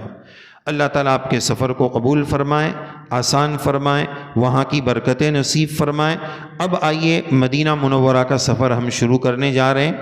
مدینہ منورہ کا سفر شروع کرنے سے پہلے اس سفر کی تیاری میں مکہ مکرمہ سے نہیں، آج ہی سے ابھی سے ایک تیاری شروع کرنا ہے۔ ہم کسی وڈیل بزرگ بڑوں کے پاس جاتے ہیں تو ہدیہ لے کر جاتے ہیں۔ میں پیارے آقا صلی اللہ علیہ وسلم کے روضے پر جاؤں گا تو ہدیہ لے کر جاؤں گا، اور وہ میرا ہدیہ درود شریف کا ہوگا۔ 5000 10,000 اللہ نے جس کو جیسی اسپیڈ دی ہو، جیسی توفیق دی ہو، ابھی سے شروع کر دے اور طے کر دے کہ پہلی مرتبہ جب روضے پر پہنچوں گا تو 10,000 5,000 درود شریف کا میں ہدیہ ضرور پیش کروں گا۔ وہ ہدیے کی تیاری ابھی سے کر لو۔ ذرا ہم سوچیں نا، وہاں پہنچ جانے کے بعد فوراً دماغ چاہے نہ چاہے دماغ شروع ہو جاتا ہے کہ میرے پپا کے لیے کیا لے جاؤں گا، میری ممی کے لیے کیا لے جاؤں گا، میرے فلاں عزیز کے لیے کیا لے جاؤں گا۔ جس کے پاس جا رہے اس کے لیے کچھ نہیں لے کر جا رہے، یہ کتنی بڑی بے غیرتی کی بات ہے۔ تو درود شریف کا ہدیہ لے کر جاؤ۔ اور دوسری بات، جانے والے اس نیت کے ساتھ جائیں کہ اب تک میری حرکت سے اگر پیارے آقا صلی اللہ علیہ وسلم کو تکلیف ہوئی ہے تو آج ارادہ کرتا ہوں کہ یہ چہرہ سنت والا میں بنا کر جاؤں گا، اب اس پر ہاتھ نہیں پھیراؤں گا۔ آپ صلی اللہ علیہ وسلم کی حیات طیبہ میں دو ایمان والے نہیں، بے ایمان شخص بغیر داڑھی والے آئے، پیارے آقا صلی اللہ علیہ وسلم نے چہرہ گھما لیا، حضرت شیخ رحمۃ اللہ علیہ نے لکھا ہے نظر نہیں ملائی، تو بغیر داڑھی والے ایمان والے نہیں تھے، حضرت نے فیس نہیں ملایا۔ ذرا ہم سوچیں کہ اتنا خرچہ کر کر روزے پر جاؤں اور اللہ کے نبی کی توجہ نہ ملے تو مجھ سے بڑا محروم القسمت کون ہوگا؟ یہ بہت بڑی محرومی۔ اللہ کے واسطے اس کو آپ تانا نہ سمجھیں، ایک اجنبی بندے کا درد دل سمجھیں کہ ارادہ کرو کہ انشاءاللہ سنت والا چہرہ لے کر ہم جائیں گے۔ ارادہ کرنا ہے، کوشش کرنا ہے۔ پھر مدینہ منورہ ہم پہنچے تو اسی طرح آرام کریں، فریش ہو کر روزے پر سلام پیش کرنے جائے۔ روزے پر سلام پیش کرنے جانا ہو یا ریاض الجنہ میں جانا ہو، دونوں جگہ پر اس بات کا خیال رکھیں کہ دوڑ کر چلا کر نہ جائیں۔ آج کل دونوں جگہ ایک بھیڑ کی شکل میں لوگوں کو چھوڑا جاتا ہے، تو لوگ بھاگتے ہیں، چلاتے ہیں، شور مچاتے ہیں۔ روزے کے اوپر آیت لکھی ہوئی ہے، یہاں شور مچاؤ گے تو اس کا وبال یہ ہوگا کہ ابھی جو تم مکہ سے عمرہ کر کے آئے ہو نا، ان تحبط اعمالکم، تمہارا وہ عمل نیل اور صفر کر دیا جائے گا، پورا عمرہ ختم، کوئی ثواب نہیں ملے گا۔ اللہ کے نبی کی شان میں یہ گستاخی ہے کہ وہاں میری آواز بلند ہو۔ خدا را ہماری مائیں بہنیں اس کا خیال رکھیں کہ روزے پر اپنی آواز کو نیچے رکھنا ہے۔ آواز وہاں کے مؤذن صاحب بھی نماز اور اذان میں وہ حضرات اس کا خیال رکھتے ہیں کہ بہت زور سے نہیں چلانا ہے، تو ہم باتوں میں چلائیں، یہ کتنی بے ادبی کی بات ہے۔ تو اس کا خیال رکھیں، درود شریف کا ہدیہ تیار کریں، روزے پر جانے سے پہلے غسل، سنتوں کا اہتمام، مسواک، عطر، سرما جو ہو سکتا ہے کریں، اور جانے سے پہلے صدقہ نکالنے کا اہتمام کریں۔ صدقے کا فائدہ کیا ہوگا کہ صدقہ مصیبت کو ٹالتا ہے۔ اگر ہم روزے پر جائیں، مجھ سے کوئی گستاخی اور بے ادبی ہو جائے اور اللہ کے نبی کو تکلیف ہو جائے، اس پر جو مصیبت آ سکتی ہے اس سے بڑی کوئی مصیبت نہیں ہے۔ وہ مصیبت نہ آئے، مجھ سے کوئی بے ادبی نہ ہو، اس لیے روزے پر جانے سے پہلے ہر جانے والے کی طرف سے صدقہ نکالنے کا اہتمام کریں۔ تو کتنی باتیں بتائی، درود شریف کا ہدیہ پیش کریں، تیار ہو اور صدقے کا اہتمام کریں، با ادب انداز میں جائے۔ جیسے جیسا روزہ قریب آنے لگے دل دھڑکنے لگ جائے کہ میں بہت بڑی سرکار میں جا رہا ہوں، بڑے گناہوں کے بوجھ کے ساتھ جا رہا ہوں، اس تصور کے ساتھ جائے، اور دھیرے دھیرے بوجھل قدم سے جب ہم روزے کے قریب آ جائے، لکھا ہوگا گرین میں ہنا رسول اللہ صلی اللہ علیہ وسلم، تو وہاں عظمت اور عقیدت اور احترام کے ساتھ پیارے آقا صلی اللہ علیہ وسلم کی خدمت میں سلام پیش کیجئے۔ الصلاۃ والسلام علیک یا رسول اللہ، الصلاۃ والسلام علیک یا حبیب اللہ، الصلاۃ والسلام علیک یا خیر خلق اللہ۔ عربی الفاظ ضروری نہیں ہیں، عشق اور محبت اور دل کا درد سلام پیش کرنے میں ضروری ہے۔ آپ اپنی بھاشا میں، اپنی زبان میں بولیے، یا رسول اللہ، آپ کا ایک امتی بہت دور سے آیا ہے، بہت دیر سے آیا ہے، گناہوں کا بوجھ لے کر آیا ہے، شرمندہ ہو کر آیا ہے، گناہوں کی سفارش کی امید لے کر آیا ہے۔ پیارے آقا، اس گنہگار امتی کا سلام قبول فرما لیجیے۔ درد کی کیفیت کے ساتھ آپ اپنے الفاظ میں سلام پیش کیجئے، عربی الفاظ ضروری نہیں۔ بعض حضرات نے یہ بھی کہا ہے کہ ہو سکے تو روزے پر آپ کلمہ بھی پڑھ لیں، اور اس کی وجہ یہ ہے کہ ہمارا عقیدہ ہے کہ رسول اللہ صلی اللہ علیہ وسلم اپنے روزے میں باحیات ہے۔ کل قیامت کے دن پیارے آقا صلی اللہ علیہ وسلم گواہی دے سکے کہ میرے اس امتی نے میرے سامنے کلمہ پڑھا تھا، یہ ایمان والا ہے، یہ ایمان والا ہے، میرے ایمان کی گواہی وہاں سے مل سکے۔ مدینہ جانے والوں ذرا اپنی قسمت پر ناز کرو۔ میں آپ کو کیا بتاؤں، حدیث پاک سنیے، رسول اللہ صلی اللہ علیہ وسلم فرماتے ہیں من زار قبری فقد وجبت لہو شفاعتی، جس نے میرے روضے کی زیارت کر لی اس کے لیے میری سفارش واجب ہے۔ پیارے نبی کی سفارش واجب ہے۔ ایک بات جو اس کے اندر چھپی ہوئی ہے وہ بھی دیکھیے، ذرا یہ بات بتائیے کہ رسول اللہ صلی اللہ علیہ وسلم کیا کسی بے ایمان کی سفارش کریں گے؟ نہیں، ایمان والے کی سفارش ہوگی۔ تو مدینہ جانے والوں ذرا اپنی قسمت پر ناز کرو کہ جس کو روزے کی زیارت ملی انشاءاللہ اس کا خاتمہ بھی ایمان پر ہوگا، یہ حدیث بتا رہی ہے۔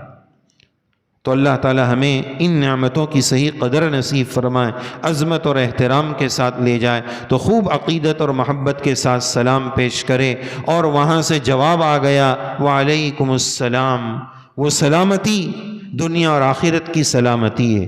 تو بہت عقیدت اور احترام کے ساتھ ڈرتے ہوئے سلام پیش کیجئے۔ ویڈیو کے چکر میں، موبائل کے چکر میں، چپل کے چکر میں وہاں نہ جائیے۔ کیا گستاخی ہے کہ روزے پر میں چپل لے کر جاؤں؟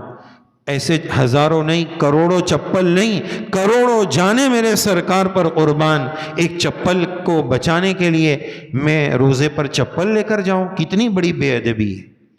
لہذا وہ چپل کا صحیح انتظام کرے، روزے پر چپل لے جانا یہ بے ادبی ہے، اس کا خیال رکھیں۔ پھر آگے حضرت ابوبکر پر سلام پیش کریں، عربی میں نہیں تو اپنی زبان میں پیش کریں۔ پھر حضرت عمر پر سلام پیش کریں۔ یہ مدینہ منورہ کا خاص عمل ہے۔ اگلا عمل ریاض الجنہ کا ہے، جس کے لیے آج کل اپوائنٹمنٹ لینا پڑتا ہے، تو پہلے سے اپوائنٹمنٹ کی فکر کیجئے۔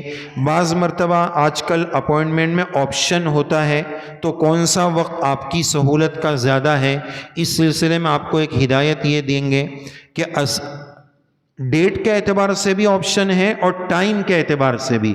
تو فجر کے بعد اور عصر کے بعد کا ٹائم مت لینا، اس لیے کہ اس وقت میں ہم نفل نہیں پڑھ سکیں گے، تو وہاں جا کے نماز نہیں ہوگی، پھر دعا کر سکیں گے۔ اور اگر آپشن نہیں ہے تو پھر تو مقدر کی بات ہے، جو مل رہا ہے وہ لے لیجئے۔ ریاض الجنہ میں جانے کی ترتیب بنا لیجئے۔ ریاض الجنہ میں پہنچے، 2 رکعت نماز پڑھے، یا جتنی اللہ توفیق دے اتنی رکعت نماز پڑھے۔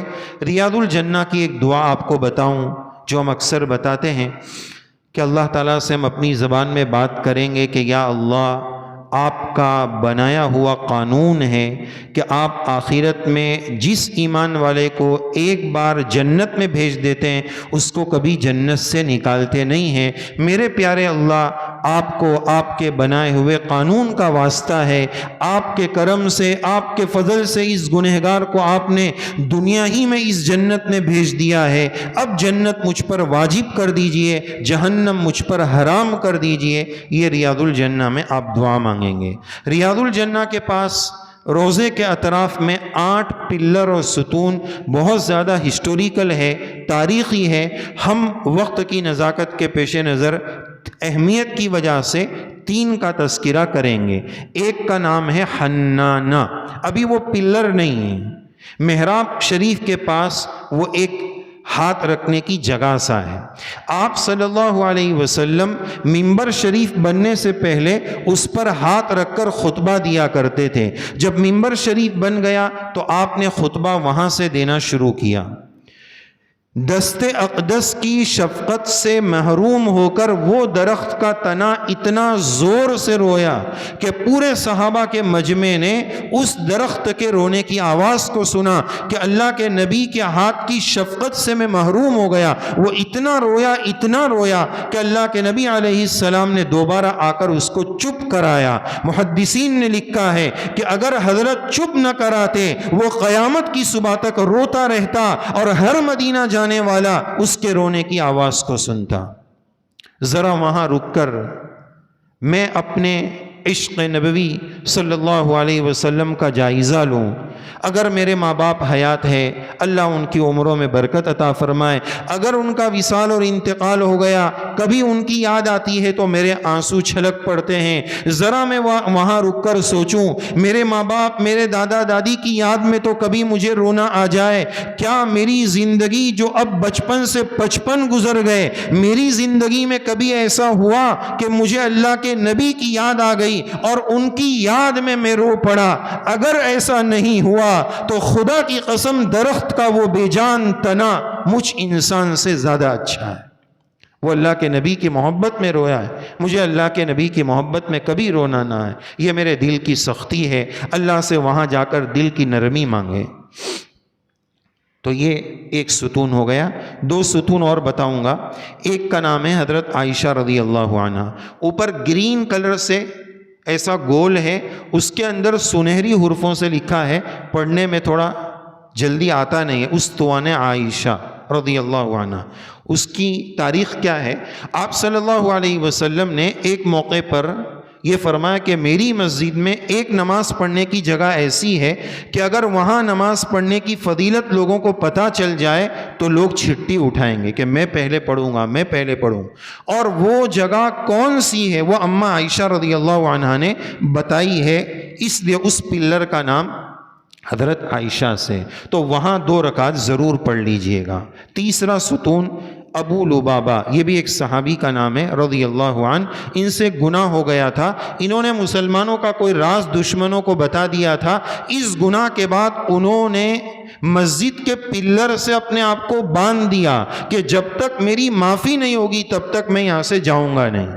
کھانے پینے ضرورت کے لیے نماز کے لیے جاتے تھے، پھر آ کے باندھ دیتے تھے۔ اس ستون سے تھوڑا میں بھی چمٹ جاؤں اور اللہ کو بولوں کہ یا اللہ یہ وہی جگہ ہے جہاں آپ نے اس مبارک صحابی کی توبہ کو قبول فرمایا، وہ تو مجھ سے کم گنہگار تھے، میں تو بہت بڑا پاپی ہوں، وہ تو اپنے آپ کو باندھے تھے، میں تو باندھ بھی نہیں پا رہا ہوں، پیارے اللہ میری ادا کو بھی قبول فرما لیجئے اور میری توبہ کو بھی قبول فرما کر مجھے معاف کر دیجئے۔ یہ دعا آپ وہاں مانگیں گے۔ تو دیکھیے جتنا موقع ریاض الجنہ میں مل جائے اس کی کوشش کریں، یہ سب جگہ پہنچنے کی کوشش کریں۔ پھر اس کے بعد اہم چیز ہے جنت البقیع قبرستان، 10,000 صحابہ رضی اللہ عنہم اس میں آرام فرمائیں۔ یہ قبرستان فجر کے بعد اور عصر کے بعد کھلتا ہے۔ ہمارا مشورہ ایسا ہے کہ آپ فجر کی نماز پڑھنے جائیں تو روزانہ کا معمول بنا لیں کہ فجر کے فوراً بعد سلام پیش کرنے جائیں گے، سلام پیش کر کے بقیع جائیں گے۔ صبح کا وقت ٹھنڈا رہتا ہے، 4 بجے 5 بجے بہت زیادہ گرمی ہوگی تو اس وقت جانا مشکل ہوگا، اس لیے صبح کا وقت بڑا سہانا اور اچھا ہے، ایصال ثواب بھی اچھے سے ہوگا، تو صبح کے وقت جانے کی یہ ترتیب بنا لیں۔ پھر اس کے بعد مدینہ منورہ میں بہت ساری زیارت کی جگہیں ہیں، مسجد قباء ہے جہاں سنیچر کو آپ صلی اللہ علیہ وسلم کا عام طور پر جانے کا معمول شریف تھا، کبھی آپ پیدل جاتے کبھی سوار ہو کر جاتے، تو ہم بھی وہاں جانے کا ضرور اہتمام کریں، عمرہ کا ثواب ملتا ہے۔ پھر مسجد قبلتین ہے، احد ہے، یہ سب جگہوں کی پرفیکٹ زیارت کریں، عشق اور محبت کے ساتھ زیارت کریں۔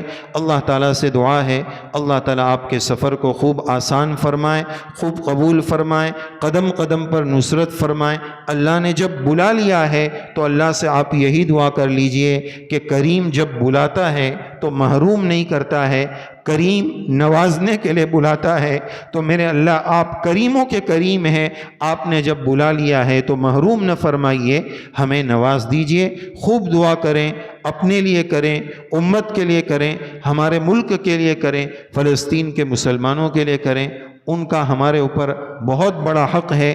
یقین رکھیے اگر ہم نے دعا بھی نہ کی نا تو پھر وہ معصوم کلیاں کل قیامت میں ہمارا گریبان پکڑے گی، اور وہ بچی جس نے مرنے سے پہلے آخری جملہ یہ بولا تھا کہ میں جا رہی ہوں لیکن میرے اللہ کو سب بتاؤں گی، کہ تم کیا کرتے تھے، تو وہ بچی بھی بولے گی کہ یہ دعا بھی نہیں کرتے تھے ہمارے لیے۔ اس لیے وہاں جا کر پوری امت کے لیے خصوصی دعاؤں کا اہتمام کریں، اس عاجز کو بھی اپنی دعاؤں میں یاد رکھیں۔ اللہ تعالیٰ کہنے سننے سے زیادہ ہم سب کو عمل کی توفیق نصیب فرمائیں۔ اللہ تعالیٰ ہماری اس مجلس کو بھی خوب قبول فرمائیں، سیکھنے سکھانے کو قبول فرمائیں۔ جو کچھ کمی کوتاہی ہو گئی اللہ تعالیٰ اس کو اپنے فضل سے معاف فرمائیں، آمین یا رب العالمین۔ وآخر دعوانا ان الحمد للہ رب العالمین۔ اب اگر کوئی سوال ہے تو آپ بتا سکتے ہیں، اور مستورات سے بھی درخواست ہے، جیسے شفیق بھائی ہے تو ان کے گھر والے اگر سن رہے ہو یا کسی کے گھر والے، تو وہ ان کے مرد کے واٹس ایپ پر ماں و بہنوں کا سوال لے کر یہاں بھیج سکتے ہیں، اور آپ حضرات میں سے بھی کسی کو کوئی سوال ہے تو کر سکتے ہیں۔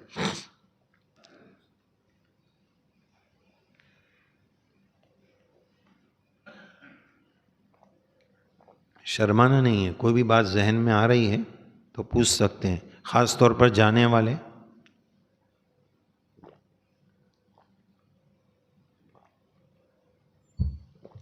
ایک پوچھے گا تو سب کا فائدہ ہوگا۔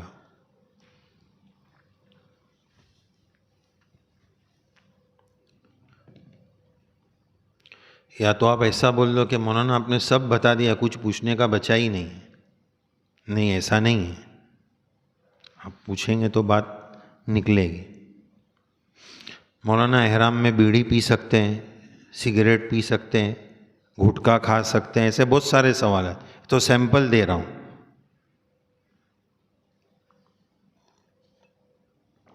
نہیں ہے کوئی سوال؟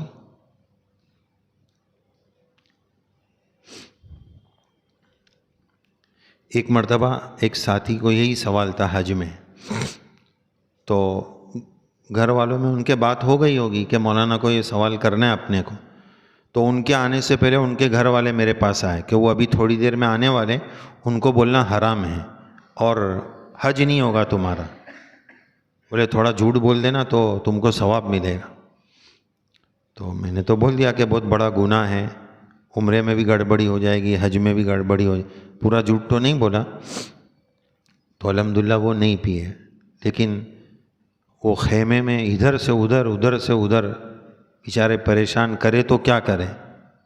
تو بولے دم، تو ان کو سب یہی چڑھاتے تھے، دم مارو گے تو دم لگ جائے گا، اس لیے دم مارنا ہی چھوڑ دو۔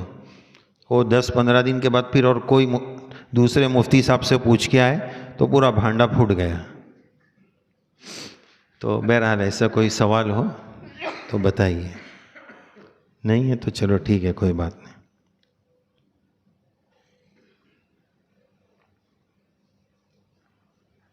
کوئی صاحب مال ہے، اگر وہ پہلے حج کرے کہ عمرہ کرے؟ حج زندگی میں ایک مرتبہ فرض ہے، عمرہ ایک بار بھی فرض نہیں ہے۔ تو اگر کسی کے پاس حج فرض ہو جانے کا پیسہ آ چکا ہے، اس کو پہلے حج کرنا چاہیے، اس لیے کہ فرض چھوڑ کر سنت، یعنی اس طرح کہ اگر میں عمرہ پہ جاؤں گا تو پھر حج نہیں کر سکوں گا، اتنے پیسے چلے جائیں گے، تو اس کے لیے ضروری ہے کہ پہلے وہ حج کرے۔ لیکن مثال کے طور پر ابھی چل رہا ہے تو ابھی تو حج پہ جا نہیں سکتے، ابھی تو 6 مہینہ ہے، تو وہ عمرہ پہ بھی چلے جائے۔ اور ہمارا ایک تجربہ یہ ہے کہ حج پہ جانے سے پہلے جو ایک مرتبہ عمرہ کر کے آیا ہے اس کا حج بہت اچھا ہوتا ہے۔ پہلی مرتبہ جب فرض حج میں جاتا ہے آدمی تو کیا مینا کیا کچھ پتہ ہی نہیں چلتا ہے، ایک بھیڑ ہے تو کچھ سمجھ میں نہیں آتا ہے۔ عمرہ میں تھوڑا جاتا ہے، زیارت کر کے آتا ہے تو اس کو تھوڑا سا سب پتہ چل جاتا ہے، تو اس کا حج آسان ہوتا ہے۔ تو بہرحال حج فرض ہے، عمرہ سنت ہے، ٹھیک ہے؟ اور کچھ؟ شفیق بھائی کوئی سوال ہے؟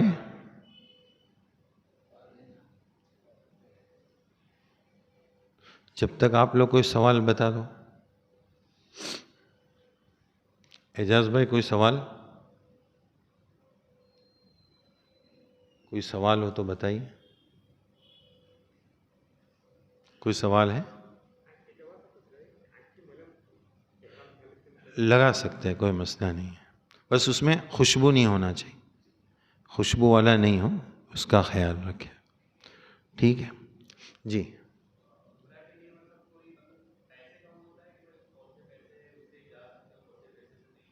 بس حلال سے جا سکتے ہیں، حرام سے نہیں جا سکتے، اور ایسا کوئی مسئلہ نہیں. قرضہ لے کر تو جانا مناسب نہیں ہے، چونکہ فرض چیز نہیں ہے. قرض تو آدمی کو مجبوری میں لینا پڑتا ہے، تو وہ اس کا حق پہلے ہے، یعنی اس کا ادا کرنا میرے اوپر فرض ہے، عمرہ کرنا سنت ہے. تو ایسا ہے کہ فرض نماز چھوڑ کے سنت نماز پڑھ رہا ہو.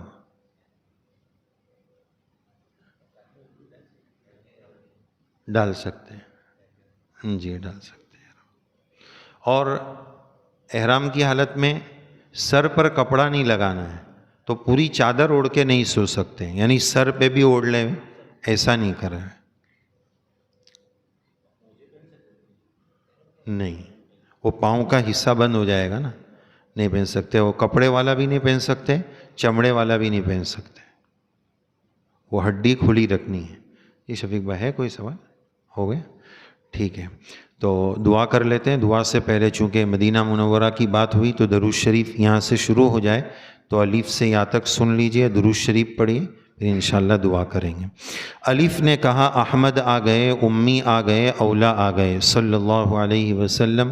با نے کہا بشیر آ گئے، تا نے کہا تنویر آ گئے، ثا نے کہا ثاقب آ گئے، جیم نے کہا جمیل آ گئے، جواد آ گئے، حا نے کہا حکیم آ گئے، حافظ آ گئے، حجازی آ گئے، خا نے کہا خاتم النبیین آ گئے، دال نے کہا داعین الی اللہ باذنہ آ گئے، ذال نے کہا ذکی آ گئے، را نے کہا رحمت للعالمین آ گئے، زا نے کہا زائر آ گئے، سین نے کہا سید آ گئے، سراج آ گئے، شین نے کہا شفیع آ گئے، شہید آ گئے، صاد نے کہا صفی اللہ آ گئے، ضاد نے کہا ضامن آ گئے، طا نے کہا طیب آ گئے، طاہر آ گئے، طٰہٰ آ گئے، ظا نے کہا ظاہر آ گئے، عین نے کہا عبداللہ آ گئے، عزیز آ گئے، عادل آ گئے، غین نے کہا غیور آ گئے، فا نے کہا فائق آ گئے، قاف نے کہا قاری آ گئے، قاسم آ گئے، کاف نے کہا کافل آ گئے، لام نے کہا لائق آ گئے،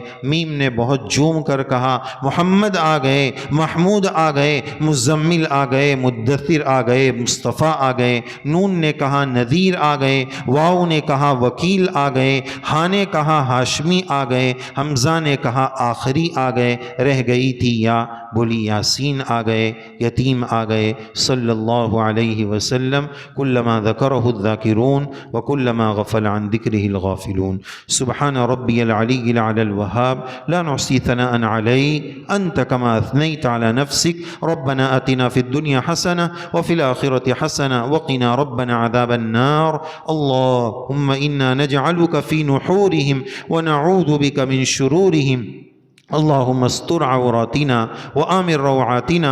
اللهم لا تسلط علينا بذنوبنا من لا يخافك فينا ولا يرحمنا. یا اللہ ہمارے گناہوں کو معاف فرما، قصوروں کو درگزر فرما، ہم سب کے حال پر رحم فرما، امت انسانیت اور مسلمانوں کے حال پر رحم فرما، ہمارے ملک کے مسلمانوں پر رحم فرما. یا اللہ فلسطین کے مسلمانوں پر رحم فرما. یا اللہ آپ کی کیا مصلحت ہے آپ ہی بہتر جانتے ہیں، لیکن میرے پیارے اللہ اپنی مدد اتار دیجئے، اپنی مدد اتار دیجئے. یہ منظر ہمارے سخت دل ہونے کے باوجود ہم نہیں دیکھ سکتے. آپ تو ہزاروں ماہوں سے زیادہ مہربان رب ہے. باطل طاقتیں تانا دے رہی ہے، مسلمانوں کا خدا کہاں چلا گیا؟ پیارے اللہ اپنی مدد اتار دیجئے، اپنی طاقت اتار دیجئے. یا اللہ ہمارا ایمان ہے، لوگ ڈرا رہے ہیں، اس ملک سے اس دشمن کو مدد آ رہی ہے، وہ ملک مدد کر رہا ہے، وہ ملک مدد کر رہا ہے، لیکن ہمارا ایمان کہہ رہا ہے پیارے اللہ آپ کی طاقت سب سے بڑی طاقت ہے، آپ کی قدرت سب سے بڑی قدرت ہے، آپ کی لاٹھی میں آواز نہیں ہے. یا اللہ اگر ان ظالموں کے حق میں ہدایت نہیں ہے، تباہ و برباد فرما دیجئے، تہس نہس فرما دیجئے، صف ہستی سے ان کا وجود مٹا دیجئے، ظالموں کو ظلم سے روک دیجئے، ظالم کے پنجے کو مروڑ دیجئے. یا اللہ معصوم بچی بولتے بولتے گئی ہے، یا میں اللہ کو جا کر سب بتاؤں گی، پتہ نہیں وہ اللہ آپ کو کیا بتائے گی. ظاہر ہے کہ ہم ہماری بے حسی کی شکایت کرے گی کہ معصوم بچے مارے جا رہے تھے، کاٹے جا رہے تھے، مسلے جا رہے تھے، لیکن امت مسلمہ کرکٹ میں پڑی ہوئی تھی، ورلڈ کپ میں پڑی ہوئی تھی، اپنی عیاشیوں میں پڑی ہوئی تھی۔ یا اللہ ہم کیا جواب دیں گے؟ ہمارے پاس ان کی مدد کے لیے کچھ نہیں ہے، ہمارے پاس دعا کا ہتھیار ہے۔ ہمارے ان مسلمان بھائیوں کی مدد فرما دیجئے، جانے والوں کے عمرہ کو قبول فرما دیجئے، آسان فرما دیجئے، قدم قدم پر مدد فرما دیجئے۔ یا اللہ یہ پورا مجمع یہاں سیکھنے کے لیے جمع ہے، یا اللہ آپ کی محبت میں جمع ہے، پیارے آقا صلی اللہ علیہ وسلم کے عشق میں جمع ہے۔ یہ جمع ہونے کو قبول فرما لیجئے، ان کی مدد فرما دیجئے، ہم سب کی مدد فرما دیجئے، سفر کو آسان فرما دیجئے۔ یا اللہ ایسی بڑی بڑی نعمتوں سے ہمیں کبھی محروم نہ فرما۔ یا اللہ اللہم انا نعوذ بک من زوال نعمتک وتحول عافیتک وفجاءت نقمتک وجمیع سخطک۔ یا اللہ عشق و محبت، عظمت و عقیدت کے ساتھ ایسے مبارک سفر بار بار نصیب فرما دیجیے۔ ہماری کسی بے ادبی کی وجہ سے اپنے گھر کے راستے ہمارے اوپر بند نہ فرمائیے، بند نہ فرمائیے، محروم نہ فرمائیے۔ بار بار بلا لیجیے، عشق اور محبت کے ساتھ بلا لیجیے، نوازنے کے لیے بلا لیجیے۔ یا اللہ ہم سب کو دنیا اور آخرت کی تمام بھلائیاں نصیب فرما دیجیے، عزت کے بعد کی ذلت سے بچا لیجیے، ہدایت کے بعد کی گمراہی سے بچا لیجیے، ایمان کے بعد کے کفر و شرک سے محفوظ فرما دیجیے۔ مانگنا نہیں آتا ہے، بن مانگے عطا فرما دیجیے، جو مانگا وہ بھی عطا فرما دیجیے، جو مانگنے سے رہ گیا وہ بھی نصیب فرما دیجیے۔ جب سے دنیا بنی ہے جتنی دعائیں مانگی گئی، مانگی جا رہی ہے، قیامت تک مانگی جاتی رہے گی، ان سب دعاؤں میں ہم سب کا حصہ نصیب فرما دیجئے۔ اللہم صلی علی سیدنا مولانا محمد وبارک وسلم۔ اللہم انا نسألک من خیر ما سألک منہ نبیک وحبیبک محمد صلی اللہ علیہ وسلم، ونعوذ بک من شر ما استعاذک منہ نبیک وحبیبک محمد صلی اللہ علیہ وسلم۔ انت المستعان وعليك البلاغ ولا حول ولا قوة إلا بالله العلي العظيم۔ سبحان ربك رب العزة عما يصفون وسلام على المرسلين والحمد لله رب العالمين۔